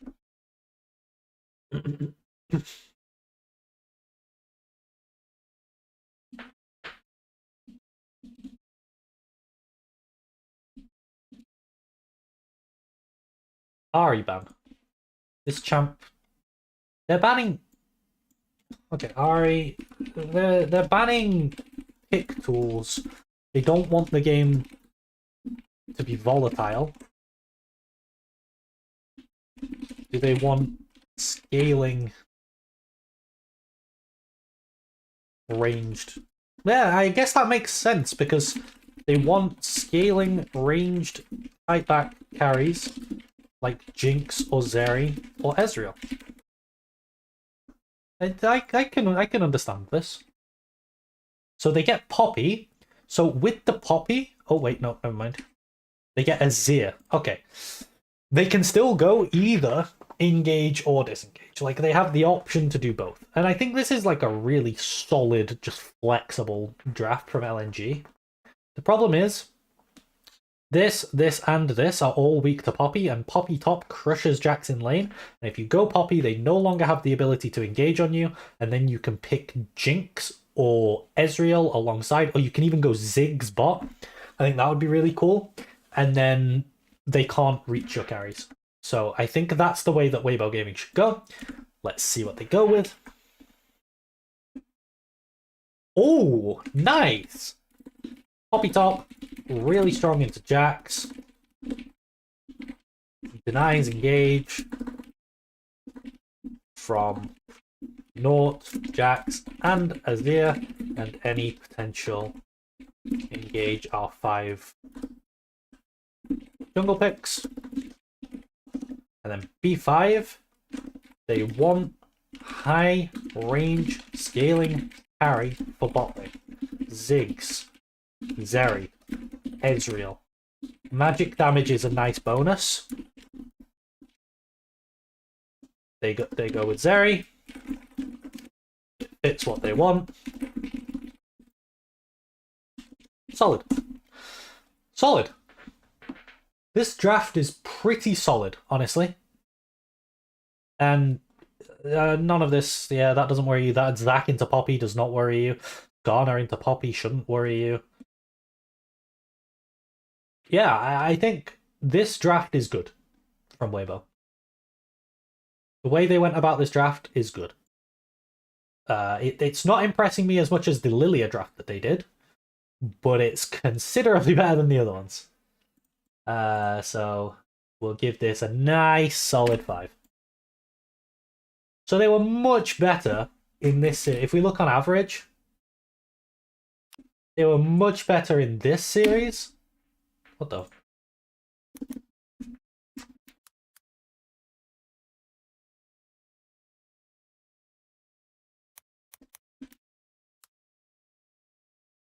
Here we go.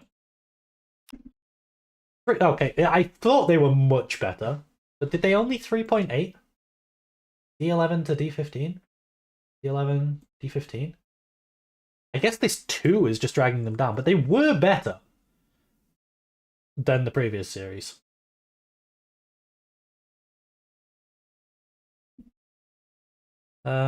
So yeah, I need to put these in, but like not as bad this series. They still have some of their problems. LNG end up winning the series. But I think that's just because they're a better team. And yeah. Let's see what we... I just closed it, didn't I?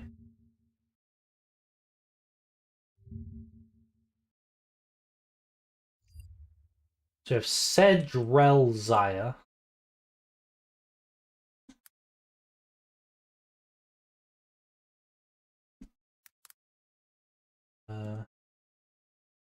Sedge,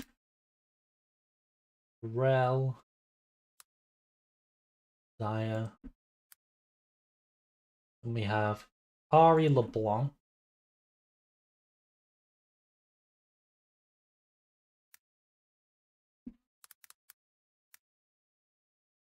We have Sante Rumble.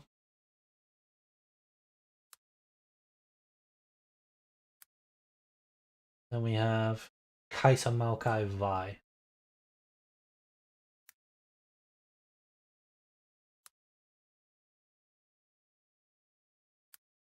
And then for picks, Trist Ivan.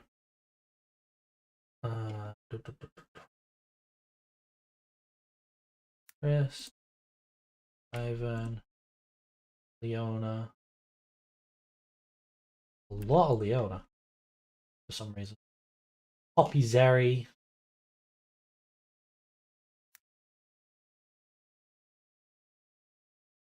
Where's Zeri?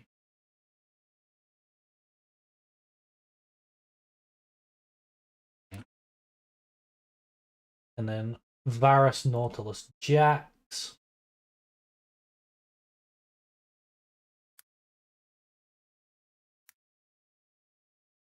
Is this the first Jax? Okay. And then Azir. Was Skarner locked in? Yeah, it was. Cool. That's definitely the first Skarner. Then Azir.